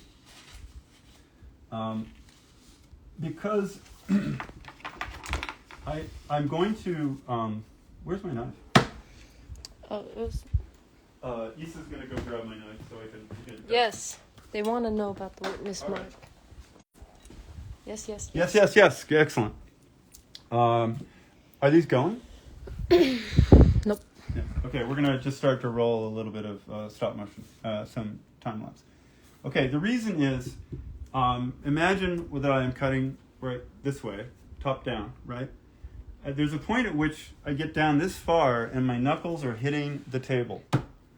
And the question is, how do I cut lower than an inch if physically my hands cannot go lower than an inch? How can I do that? The only way is then to pull this whole thing toward me. When I get down to an inch, I'm going to pull it toward me, and I'm going to work here. Why? Because you can see my hand can go lower than the table.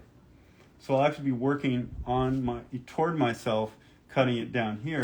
And I use the witness marks to line it back up the best I can on all these points to make sure it lines up as best as it can to the original thing. Because I'm pulling it out of position and putting it back in. And that's the simple answer.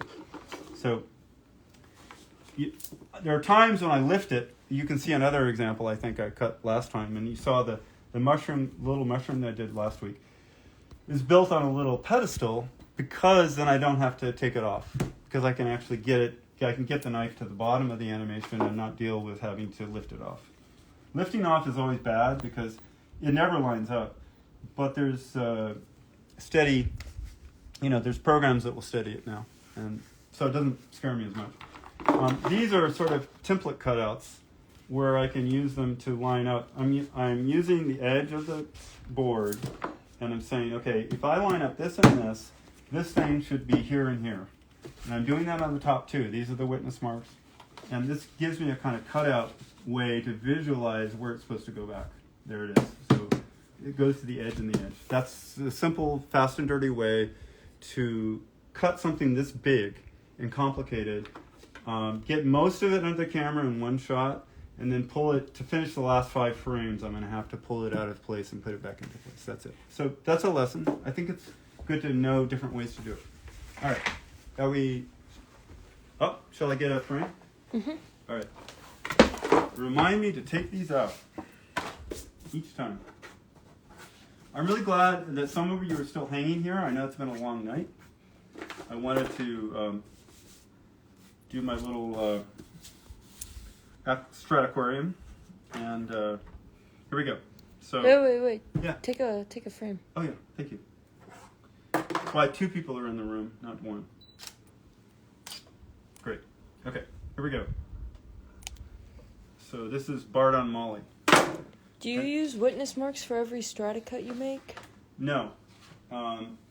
For example, if I know that the block is going to be sturdy, and I built up like a 1-inch buffer at the bottom underneath all of this, right? Then I never have to take it off of it, so it's sturdy all the way through, and I just keep going until I hit the sort of garbage clay. The last inch is garbage clay, and you don't need it, but it solves you don't need witness marks. Another way is if you cut it this way, you don't really need witness marks because the heaviness holds it in place. But if you slide it, like I put it on a conveyor belt, a popsicle stick conveyor belt, and I move it forward every frame, and I have a little hanging plumb bob that tells me where the front of it is. So as I move it forward, I've got another 1/8 of an inch, and I keep slicing it, and I move it forward, and I try to look at that plumb bob all the time. And that's how I keep track of, what it is. So I'm going to put the first slice down now and clear this off every frame. Bart on Molly. You didn't take a photo. Oh yeah, thank you. It's really hard to talk and animate. How many people can talk and animate at this level? Anybody raising their hand? Because it's impressive if you can. I've known a few who can have a full conversation and never lose where they're at. They do exist. Okay. Fun. I kind of like this. This might go fast. It's going to go fast at the beginning, and then it's going to get really slow at the end. All right. So I'm glad I shared witness marks with you. I want to say I already know I misaligned it, so I'm going to put new dots down just to make sure they don't fuck up. And now these things will have to be cut out in post, but if it doesn't move, it shouldn't be that big a deal. Did I take this? No, I did. Okay. You can already see one eye is coming out. I love these blocks. This is like the most fun art form. This little like spreading explosive. I love the colors and the shapes because this is a creature emerging, right? It's not just it's not abstract. Its purpose is not abstract. It uses the abstraction to make it more like, oh my God. Okay. This is going well. But it's a fun art form because this really isn't difficult animation to build, right? I wasn't trying to build eye blinks. I could have. I built some, you'll see some rhythms, like the teeth are going sideways. There's, texture animation is happening, yes. But if you're allowed to make one eye big and one eye small, notice that I lost it. So I go back in and make sure that I just get the rest of the cut. Because you have to have motion on every frame, as even as you can. And so in a sense, this is a, boy, how do I repair that? I've lost my sense of, okay, it goes this way. That helps. I can see the bottom of the yellow. I'm trying to line that thing up to that. And this to like there. Well, good enough. Okay, shoot. Again, thank you everybody from the bottom of my heart for sticking with us, for like listening and learning and hanging out for much longer than any TV show you would watch, which is listening, I feel like I'm a one-man show and Issa's giving me some help on the side, but I talk too much, trying to make sure what I'm doing makes sense and why I'm doing it. Mostly what I'm doing is why I'm doing it. That's what I talk about. Any tips on keeping your slices straight? When you cut them straight? Or put them way straight? I think when you cut. I think you just practice. Look, I'm just making a line, so it's all just going through it. By the time I get down to the harder part, down here, I'm going to have to start twisting around. You're going to see me not do it simply straight. And so it will get twisted. But there's you sort of feel it, though. You feel this is going to be beautiful. I already see the character, and he's fun. All right. Yep. Photo.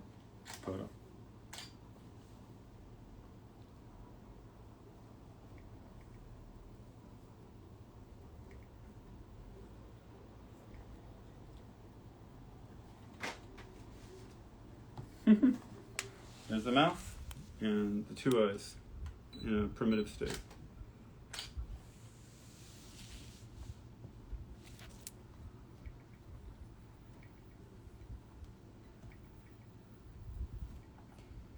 If I didn't have, AI, After Effects software that could retract this to take the jiggle out at the end, I'd do a lot more work to make sure it lined up.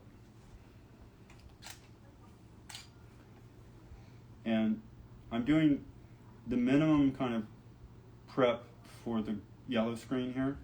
By the way, the theme is yellow, so I hope everybody appreciates even this is yellow. It is the color of insanity. So when you're the insanimator, yellow is your color. I probably missed the section of the stream where you showed them, but how's the Start Aquariums going? Oh, thank you for asking. No, it started, you can watch the replay. We will post this and you will see, we did a very unusual, interesting trout aquarium today. In general, I have a lot of great ideas, but I don't have a lot of time, so that will blossom the more time I get off from getting the show done. I will Strataquarium my heart out. One of the things about a Strataquarium, if you can get your head wrapped around it, is if I built a Strataquarium that was like 12 feet tall and 18 feet wide, right, something that was outdoors, in a giant space, I could do it in direct sunlight. And you ask how? Why?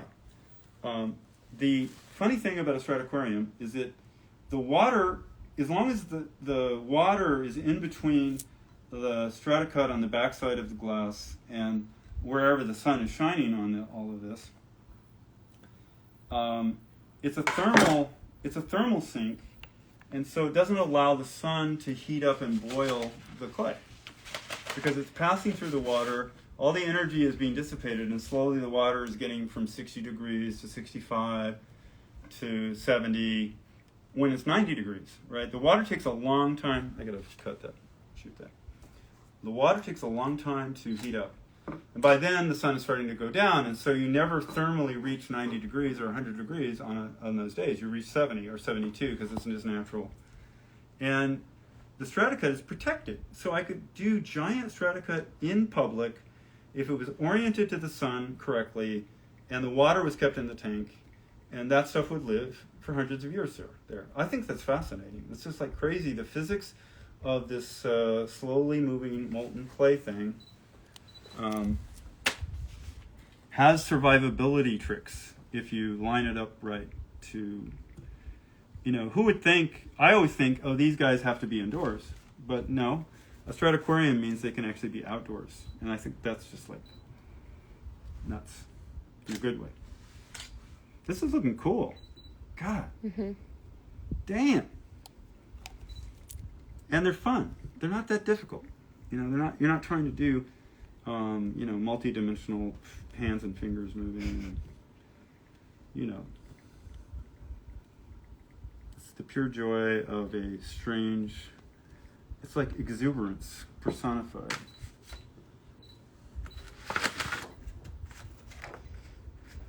Well, I've been doing a lot of artwork, and some of it is for the Strataquarium, but much of it is just finishing ideas that come to me. And I wish I'd like to sit down and explain how I get ideas, but I don't even know if I can do it better. I've already yammered. It's just so, it's a combination of intuitive and structural. You're just always looking and always feeling. And then when you feel something, you think about why you feel it. And then when you think about it, you try to not think, and you say, well, what is it about the way I feel about it that's actually the real secret of that image, or that the power of what's going on? I guess that's what makes it interesting to me, because every piece of art has a new balance that you're trying to understand.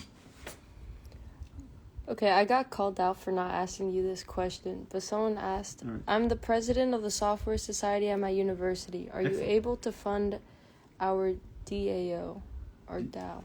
Oh, your DAO. Oh, that's great you're doing that. And how should people from the UK buy Cardano? Banks here do not allow transfers. I don't know. Okay, so repeat the first part. I am with a university DAO. I'm the president of the Software Society at my university. Are you able to fund our DAO? No.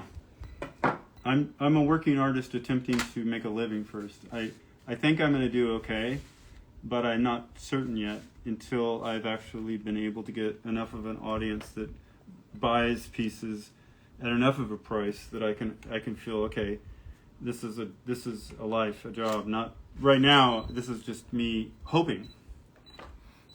So I can't fund anything. How often do you have to change the water in the Strataquariums? And excellent. They're from Australia, so they'll probably have to keep theirs indoors, but they can't wait to buy one. I think you mentioned, the Australians mentioned that. And same person. I wanted to get back to you, and I'd love to sell you one. And I want to know more about what you want in one. Like, do you want the ones I built or the ones that are coming, right? What kind of dream do you have of what it could be?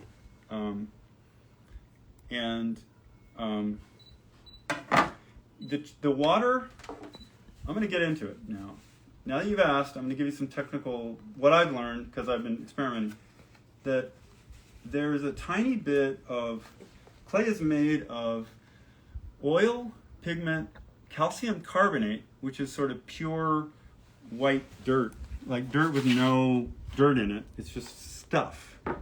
Calcium carbonate is super important, and wax. So those are your 4 ingredients. So, did I take it? No. Yeah, thank you.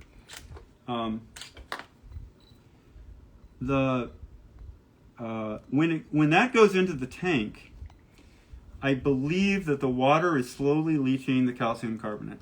It's actually, I find that the tanks get a little foggy over time, that there's something going on where it looks like the water needs to be changed every few weeks and to get it clear. And then when you feel the surface of the clay, it's got this sort of slimy surface. It's really weird. And if it dries out, after a few days, that slimy surface goes away. And you think, okay, the clay's still there. Did anything get damaged? No. That I could tell. But then you put the water back in, and then over a week or two, you start to see it getting a little cloudy again, and you go, So I'm proposing that I'm going to try a different strataquarium where I basically you have a circular tube or an oval, and you build a plastic or plexi curve that's only covering 1/3 of it on the backside. And on that 1/3, you do your stratacut, and you bang that curved up to, sits tongue and groove with the vase shape. And so the vase is just a giant magnifier. And therefore the stratacut doesn't touch the water, and therefore I think you could leave it forever at that point. Where when you put it inside, it gets a little slimy, and I would think if you have an inside clay one, you would sit it there and you'd basically pour in water during parties. You do it as a special occasion. It's like it's sitting there, I can see it, and then when I want to pour water in, it's because people came over and we're lighting it up. It's like and then you can pour water out, and then it would last a long, long time.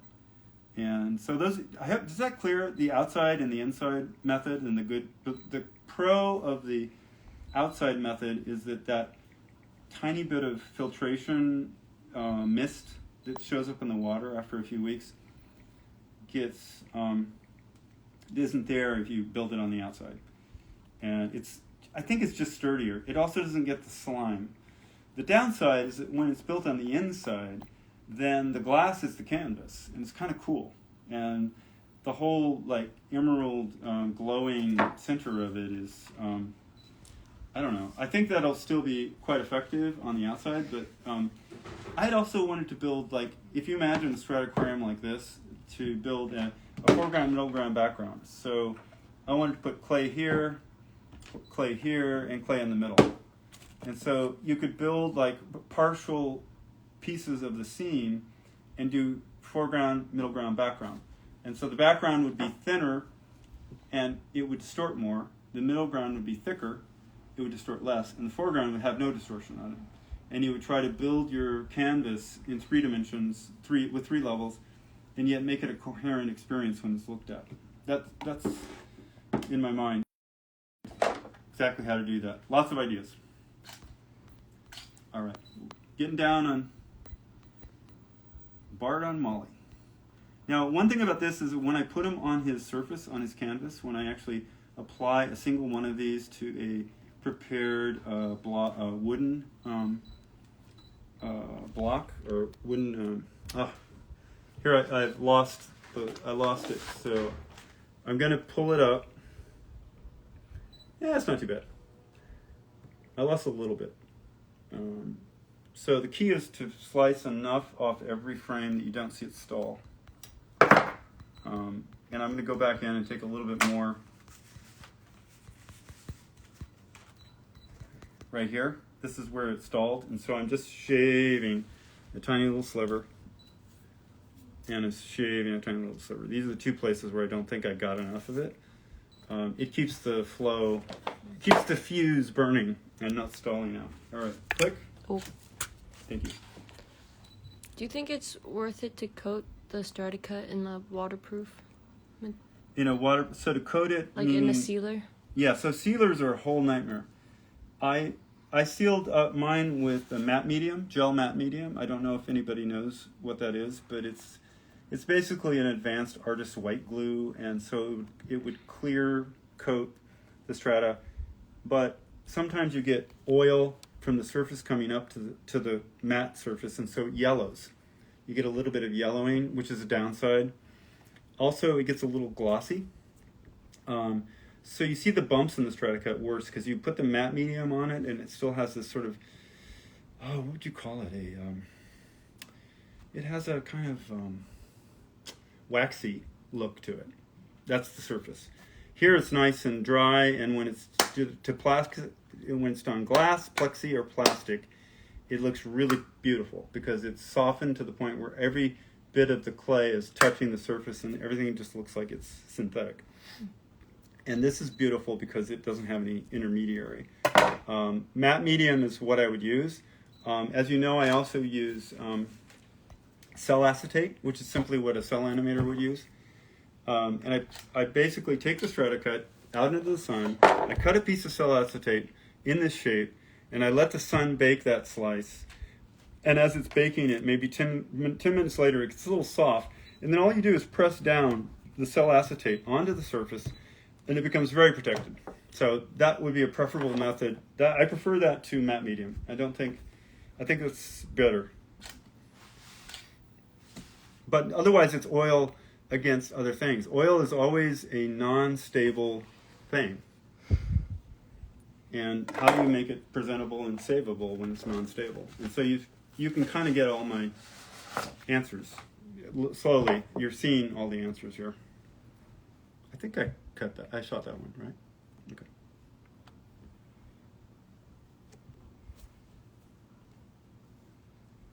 All right. Have you watched Mad God? Sounds like good. Sounds like a good show. No, tell me about it. What goes on? I don't know. Do you have any advice for beginners in Strata? Boy, that is a tough to answer. Your website just... Yeah, the website. Okay, so there is stratacut.com, and I want to announce that it actually has some new content on it for the very first time in like 5 years. The website was built as a tutorial, like a 4-level tutorial, where there were like, you know, in college in the U.S., you get a 100 level, 200 level, 300 level. That means what year you're in. And so on each level, I have about 4 tutorials, so it helps you build your technique understanding if you do those tutorials. I have a lot of other tutorials and demos, and they will be coming.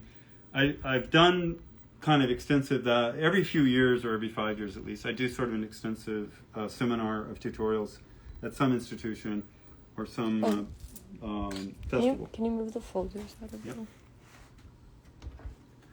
And so those exist, and I'm going to try to gather those all on stratacut.com. What the current ones are in stereo. And the brilliance of stereo is it's very confusing to look at all the clay lying around and make sense in depth of what is going on when I'm doing things. And stereo gives you an extra help if you can actually watch it in real stereo. You can really see the separation of the objects much better, and that helps the tutorial feel much more intimate. YouTube destroyed its stereo algorithm, as Google often destroys good products and throws them away all the time and leaves people hanging. So they've been put up on a YouTube stereo thing, but YouTube won't support the stereo. So you're going to have to find a stereo viewer or download them and put them in a stereo viewer. But I think that's a great start. Have a lot of clay and learn how to work small. There's been a lot of tutorials I've been filming that you haven't seen. This has been, Isa and I have been doing almost daily tutorials at length for different techniques and different processes. And it's just going to take a lot of time for her to sort through and edit. And eventually those will go up. And so you'll get a lot better understanding of detailed Stratacut problems. I think learn how to think in time space. That's the other, figure out and learn how to think in time space. That's a beginner, that's the goal. Visualize shape distortion in depth and what equals what and why. Now, Bart's hair is not long enough, so when I put him on, I'm going to actually build a longer top to his head, his crown, his big hood that he wears. Mad God is Phil Tippett's new stop-motion animated feature. He's been working on it for well over 30 years in his garage. It came out a few weeks ago, right up both your alleys. Wow. Sounds great. crazy. Yes. I knew he was making some. I didn't know that was the name. I knew he'd been working on it forever. I have some friends who are working on that show, so that's great to hear. It sounds like a great title. Thank you for that. I will take a look.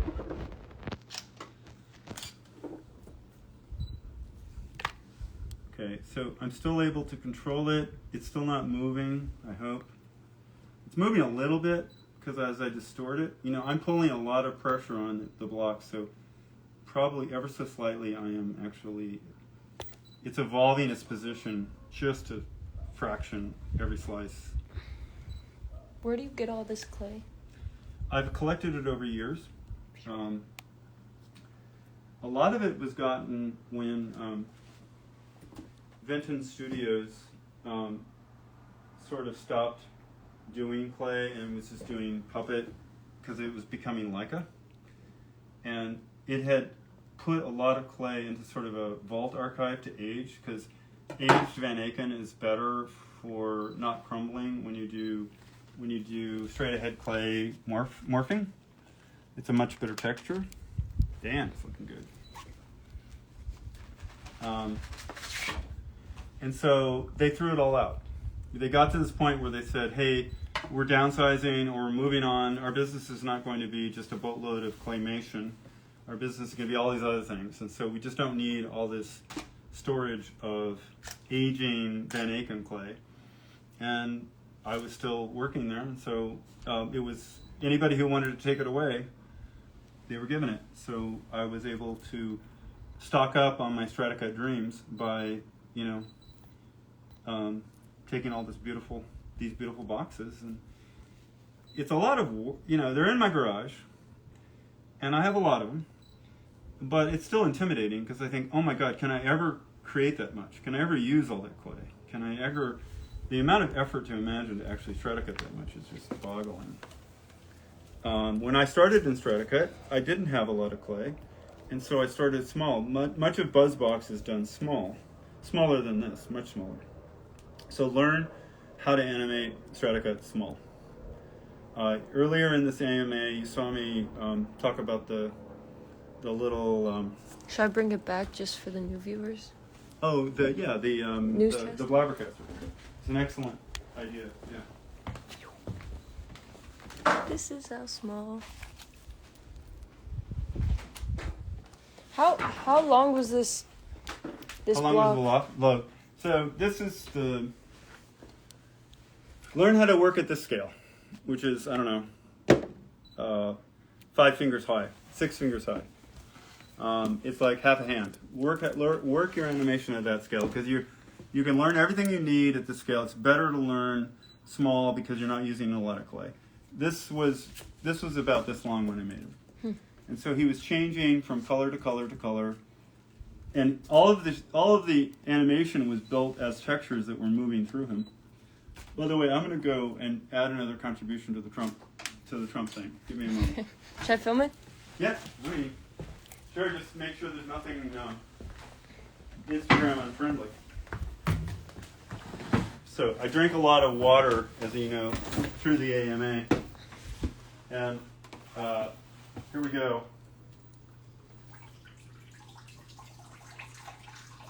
Now, does that look cool on the mirror below? Yeah. Yeah, I was really thinking the mirror below is part of the joy of... Bubbles are coming out of it. Yeah. There you go, Donnie. Golden showers fill your lies. Crimes await your reptile eyes. Cheap little Donnie, do not cry. Your whiny ass bitch little lullaby. Apologies, Paul.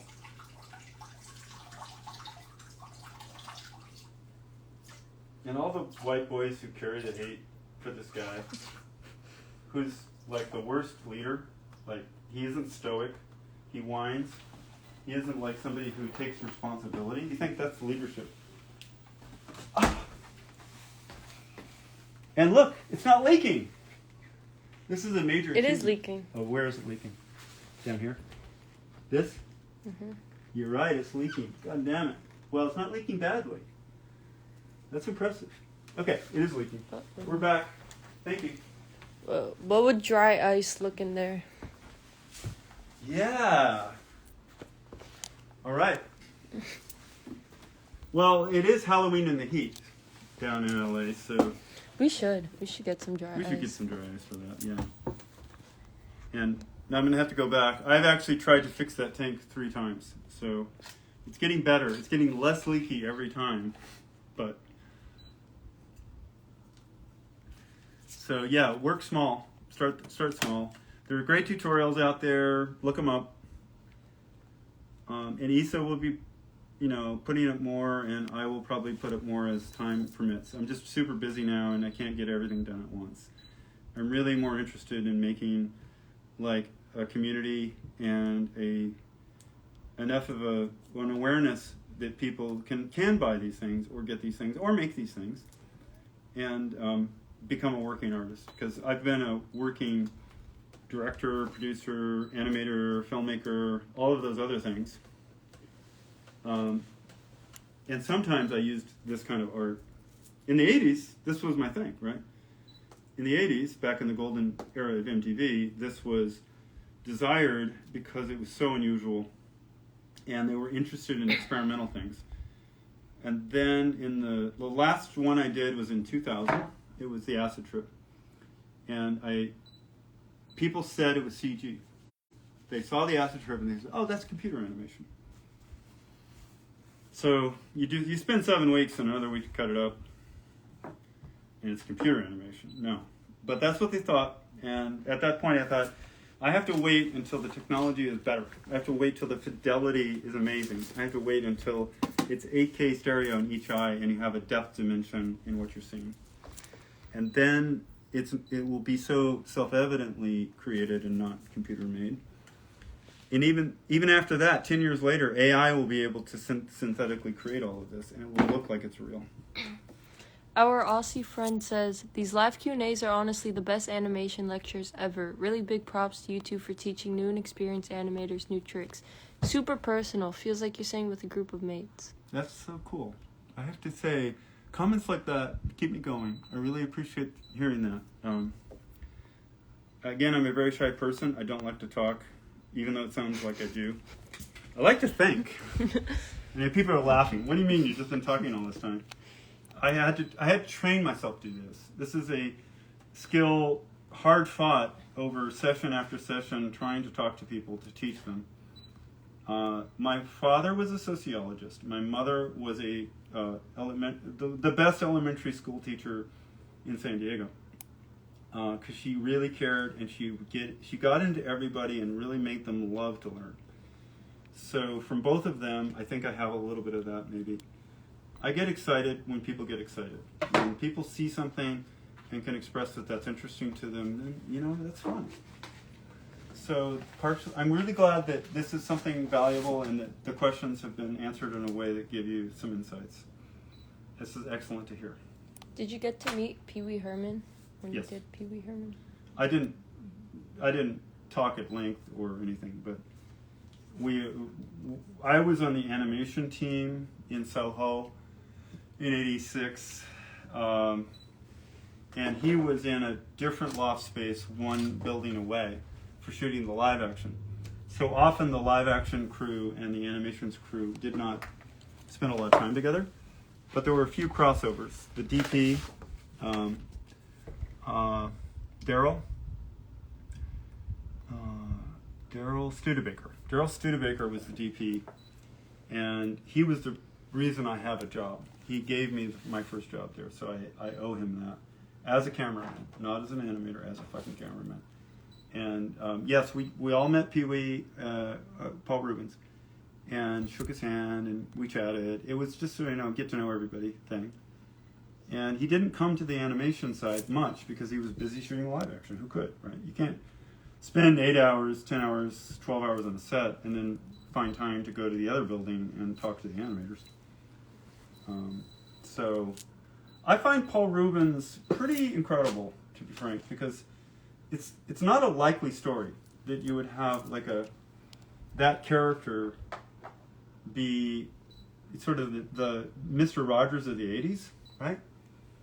That your gay friend with so many quirky ideas and weird laughs would be the guy who's teaching you about American history and life. He's giving you your Sesame Street education, and the flamboyance with which Paul Rubens allowed a team of amazing designers, which includes like Gary Panter and Rick, and Wayne White, and just great designers, right? These guys are, they were people who were in Raw magazine and were doing graphics in the 80s. They were just really punk and really designed, kind of like this, And I was a different version of that, more homegrown, because nobody was doing this, but they all understood from which they knew what this was about and where it came from. So it was a great team. Everybody, and the animators were great, and New York was great, and I learned so much by living in New York for 14 months. That was one of the best experiences of my life. By getting out of New York after 14 months was one of the best experiences of my life. Were you the clay animator on Pee-wee's Christmas special? No. I animated the opening of Pee-wee's Playhouse, where you will see there's little bunny rabbits going up a hill to the sort of pool at the top, and there's other creatures. It starts off with a beaver. I animated the beaver. It goes through the woods. There's a monkey. I animated the monkey. I designed them and animated them, by the way. I built them because there was no design. There was no designer. It was just like, hey, we need a monkey and we need a beaver. Thank you. And then we need rabbits to go uphill. Thank you. Those rabbits going uphill were Sculpey because a clay rabbit would have melted. It was so hot because there was all these lights. It would have been impossible. So I made them out of Sculpey so they didn't have that temperature problem. And they were hung by monofilaments going up this grass, which is poorly done set. So there was mystery wind. I had to fight the mystery wind. So if I had ever dropped one of them, it would have been bad because you'd see the mystery wind as I pulled it back up off the grass. So if you look at that and you don't see that stuff, that's a professional animator knowing his shit. And it took 24 hours to shoot. That's kind of what top-end animation, stop motion.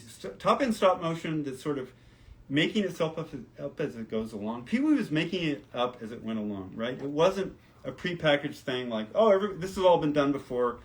We know what we're doing. No, it was, hey, let's make something no one's ever done before. What is that? And you end up spending a lot of time because you're not able to figure out what that thing is except through trial and error and consensus and people's opinions and doing it again. 2%. Okay, so we're going to probably fade out. We're at 2%, so this AMA is going to die. Let me finish the last slice. I want to say goodbye to everybody. Thank you for being here. The Brotherhood of the Peaceful Knife appreciates it. The Sisterhood of the Joyful Blade and the Personhood of the Happy Cutter are all pleased that we've all joined together for one more night and had a little session. Is that a goodbye? It's over? Oh, no. Oh, okay. It's still on a little bit. How are you going to survive with no battery? Just take it off. Well, it was a very long night, and we did a lot, and we got more cut than we thought we would. So, you're going to take... Oh, it's the phone's fine. It was the... No, the phone's not fine. It's not fine. Yeah. Well, if I lose you, thank you again, everybody. In the meantime, I'll keep cutting until we black out, and the lack of electricity will say goodbye to our little powwow. Gabe has friends left a nice message. He said, "This was super amazing. I gotta go to bed because it's 7 a.m. here, but thank you for blessing us with your wisdom and art. Special thanks for the birthday video. Made my birthday." Thank you, Gabe. Thank you for that comment. Thank you for... I wish I had as many friends as you, is my thought. Because you have friends, dude. I'm glad that it was, good. I think, that aren't as excruciating or emotionally wrenching or political or just expressionistically bizarre. There will be a point. I do calmer things at times. I like to bounce back and forth between extreme things and happy things because I couldn't do both all the time. If it's just happy things, your brain gets slow, and if it's just extreme things, you get really, tense and anxious. And I don't know how many you can sell. To be frank, some of these may be great, but can you really? Do people want to put it on their walls because they're crazy, right? And I mean the more dark ones, like the accident, or thoughts and prayers, or Trump. I'll put that on my wall. Yeah, certainly. Every piece of art has an audience. We just have to find who that audience is. Dark things do not sell except the highest levels. It's like you have to get to the top where everybody says, oh, that's a statement, and we all recognize that that's a statement. Oh, it's dark. Okay, I'll buy it, because it's like an institution or a high-end buyer who's saying, yeah, that's significant. But average people generally don't want difficult art because they have to watch it every day, and you don't want to see difficult things every day, really. I find that's not true in all cases. It's a truism. Could someone buy a piece of your art with Cardano? Yeah. Yes, absolutely. Why not? Yes. I mean, it's just simple. I'll get a wallet. You have a wallet. Send it to me. Yeah. Shipping art, it's a thing. I don't know where you are. The reason that I like to put it on Plexi is that's the simplest way that doesn't cost a lot and isn't weighty for the shipping. A lot of my pieces are very heavy, and so it'd be very difficult to ship. So they'd be more expensive just to ship than even to buy some of them. But Is poor connection. Poor connection. Did it faded out? Oh, it's back. It's back. We're back. Sorry. Okay. I'm down to maybe the last 4 slices. We're getting to this territory. After this slice, we may have to move the block. And do that. My knuckles are starting to get twisted. And you can see how hard it is to me. See how I'm seesawing through this block? Watch that. Left, right, trying to keep an even flow cut. But seesawing, this is good. Enough strength. Pull.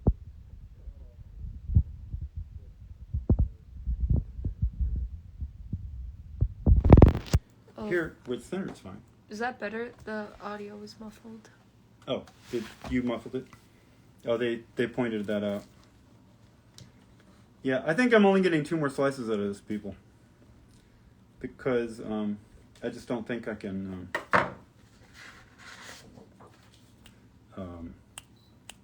Heaps better. Heaps better. Okay, here I am looking at my witness marks, because this is the first time. I'm going to have to pull it out, and the whole point of this exercise was to show you this is another method by which you can animate. So here I go.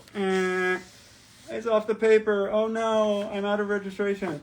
Why? Because I'm cutting it next to myself where my hand can go lower than the table, and I can actually get...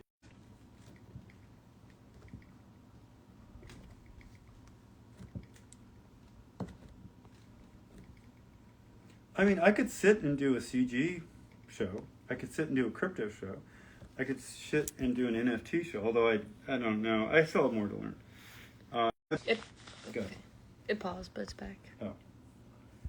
One of these days. You should do a CG show. A CG show, yeah. And I would, except I have a show to do, so I can't stop. True.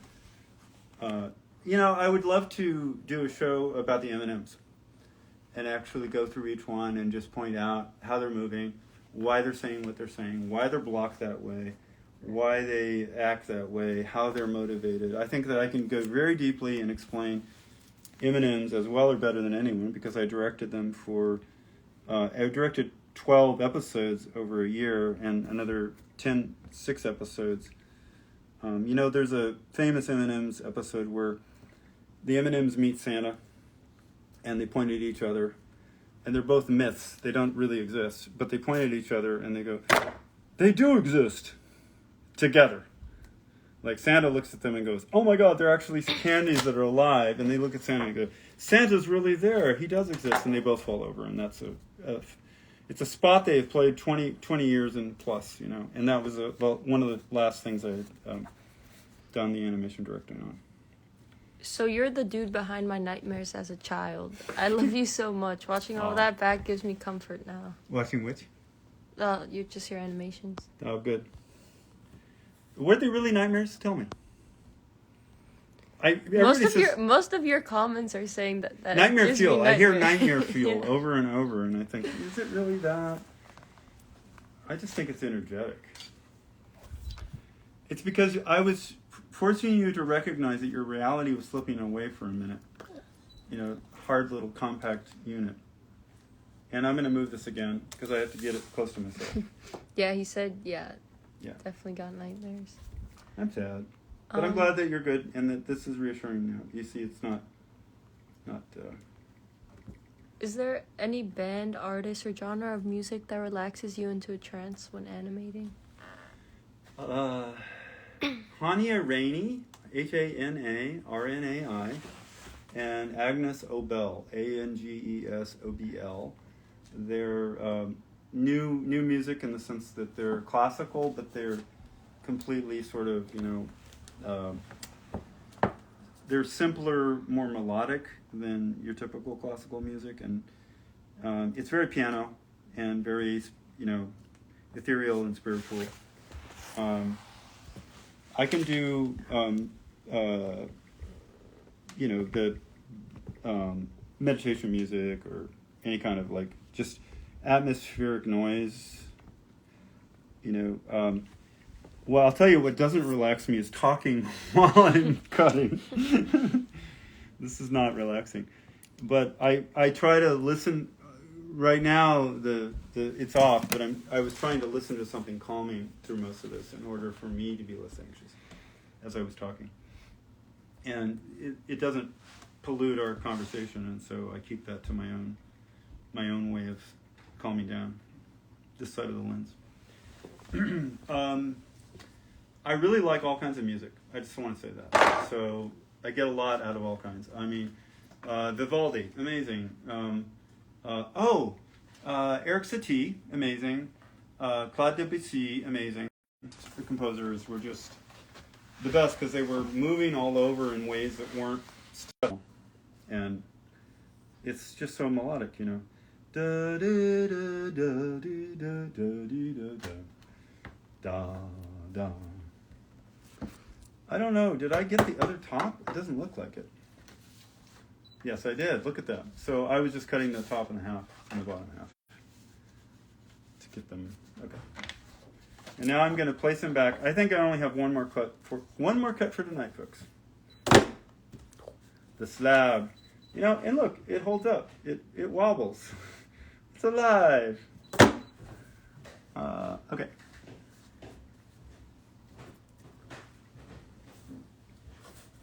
Good. And I'm going to shoot this and cut one more. And call it a night. I'm glad I got Bart cut because I really wanted to finish him. By the way, if I lose you, this is the background I'm going to put him on. These are a bunch of eyeballs, old leftover eyeballs. I have a time lapse of this, by the way, so I'll share that with you too when we put it together and when we load it up. So he's going to go in here, and then I'm going to have to build this sort of a top half, a top. This is going to smear. I'm going to smear out the top of his head and build the crown as this extra piece on the top. When I get to it. All right, one more slice. And then it's sayonara, and then it's good night.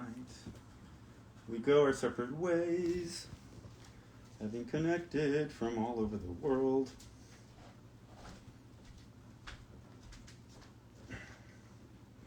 I can't tell you how hard this is. One thing is I'm trying to use my fingers not to let the knife come up and cut me. I don't know if it's clear, but I'm putting pressure in different parts, and I'm feeling that pressure all the way down as I saw back and forth, trying to keep the knife from cutting up. Because I'm putting like 50 pounds of pressure on this, and it starts to hurt your wrist and your thumb because it's so big. This is why you need a slicing machine, by the way. If you're really serious and you want to do large pieces, complicated pieces, like I did, I had to have a slicing machine. There were 3 or 4 great stratocuts that I would not have been able to do without it. And this is the limit of my human size. I can't get bigger than this as a human to actually cut well without injuring myself or just mutilating it, both of which are bad.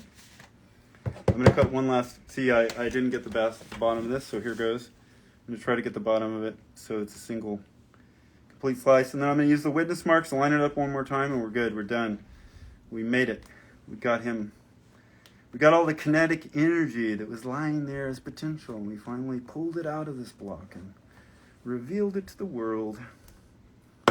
Rise and shine, Polly. And you combined like 3 different animations that you had already built for this one. Yeah, one different animation. So what Issa's remarking on is that when she was here, when she first got here, like 6-8 weeks ago,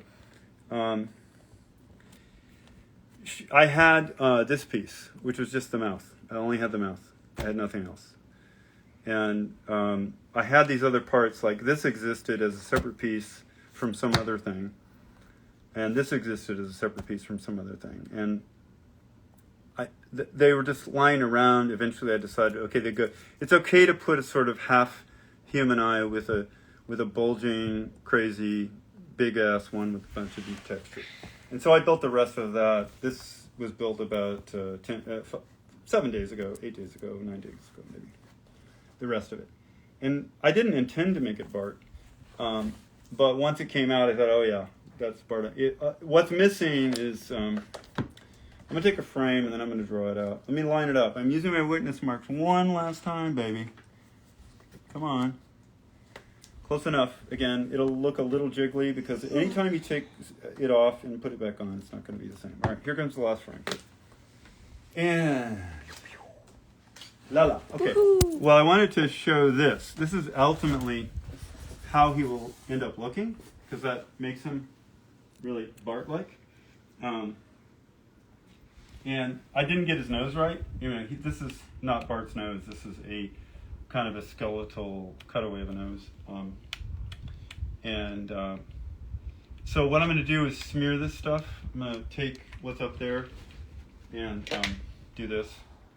Pull it towards, build this new outline and smear this stuff up. And so there'll be these streaks that are flowing up into the hair. But it's going to be expressionism. It's not going to try to be graphically similar to this. It's just going to be like, this is the point at which I would melt it. I would just put him upside down on the canvas, put a blowtorch on it, let it drip down, and let its entire hair just melt up into this crown. That's where this should go.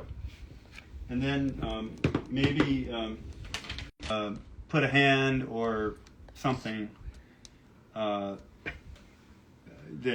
gives him a body that says he's that character, but I'm gonna, he won't be as easygoing as this. He may be, freaky or I don't know. I don't know how he will finally end up, but that's the last slice. This will be smeared up. This is what his hair will look like, and really, he should have had a nose. Bart's nose is really that.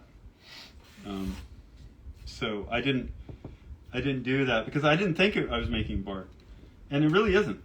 Maybe it's not. I just liked the idea of Bart on a drug, and I didn't want to use the obvious stuff, and I just thought Molly is it's like a character. It's like Bart and what's his sister's name again? Lisa? Yeah, it's like Bart and Lisa, only this is Bart and Molly.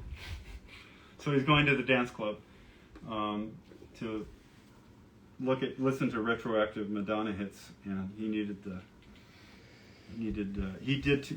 went off too much, and this is a bad part of that night.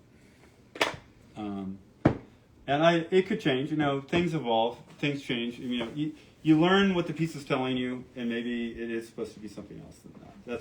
Maybe that's my working title. Who knows? Okay, exhale. We did it. I do think that there's this little piece. I'm not going to cut it up today, but on the last AMA, I did show it to you, but I haven't actually cut it up. I did this sort of, what's my favorite texture in Stratocut, and this is still it. So I'm going to probably do a time lapse and a camera to get this done. So we'll post that online. All right. So here I am. Bye-bye, everybody. Thank you, Issa. You want to turn the camera around and say goodbye to everybody? Thank you guys. Appreciate it. Great job. Thank you for your comments. Thanks for staying late.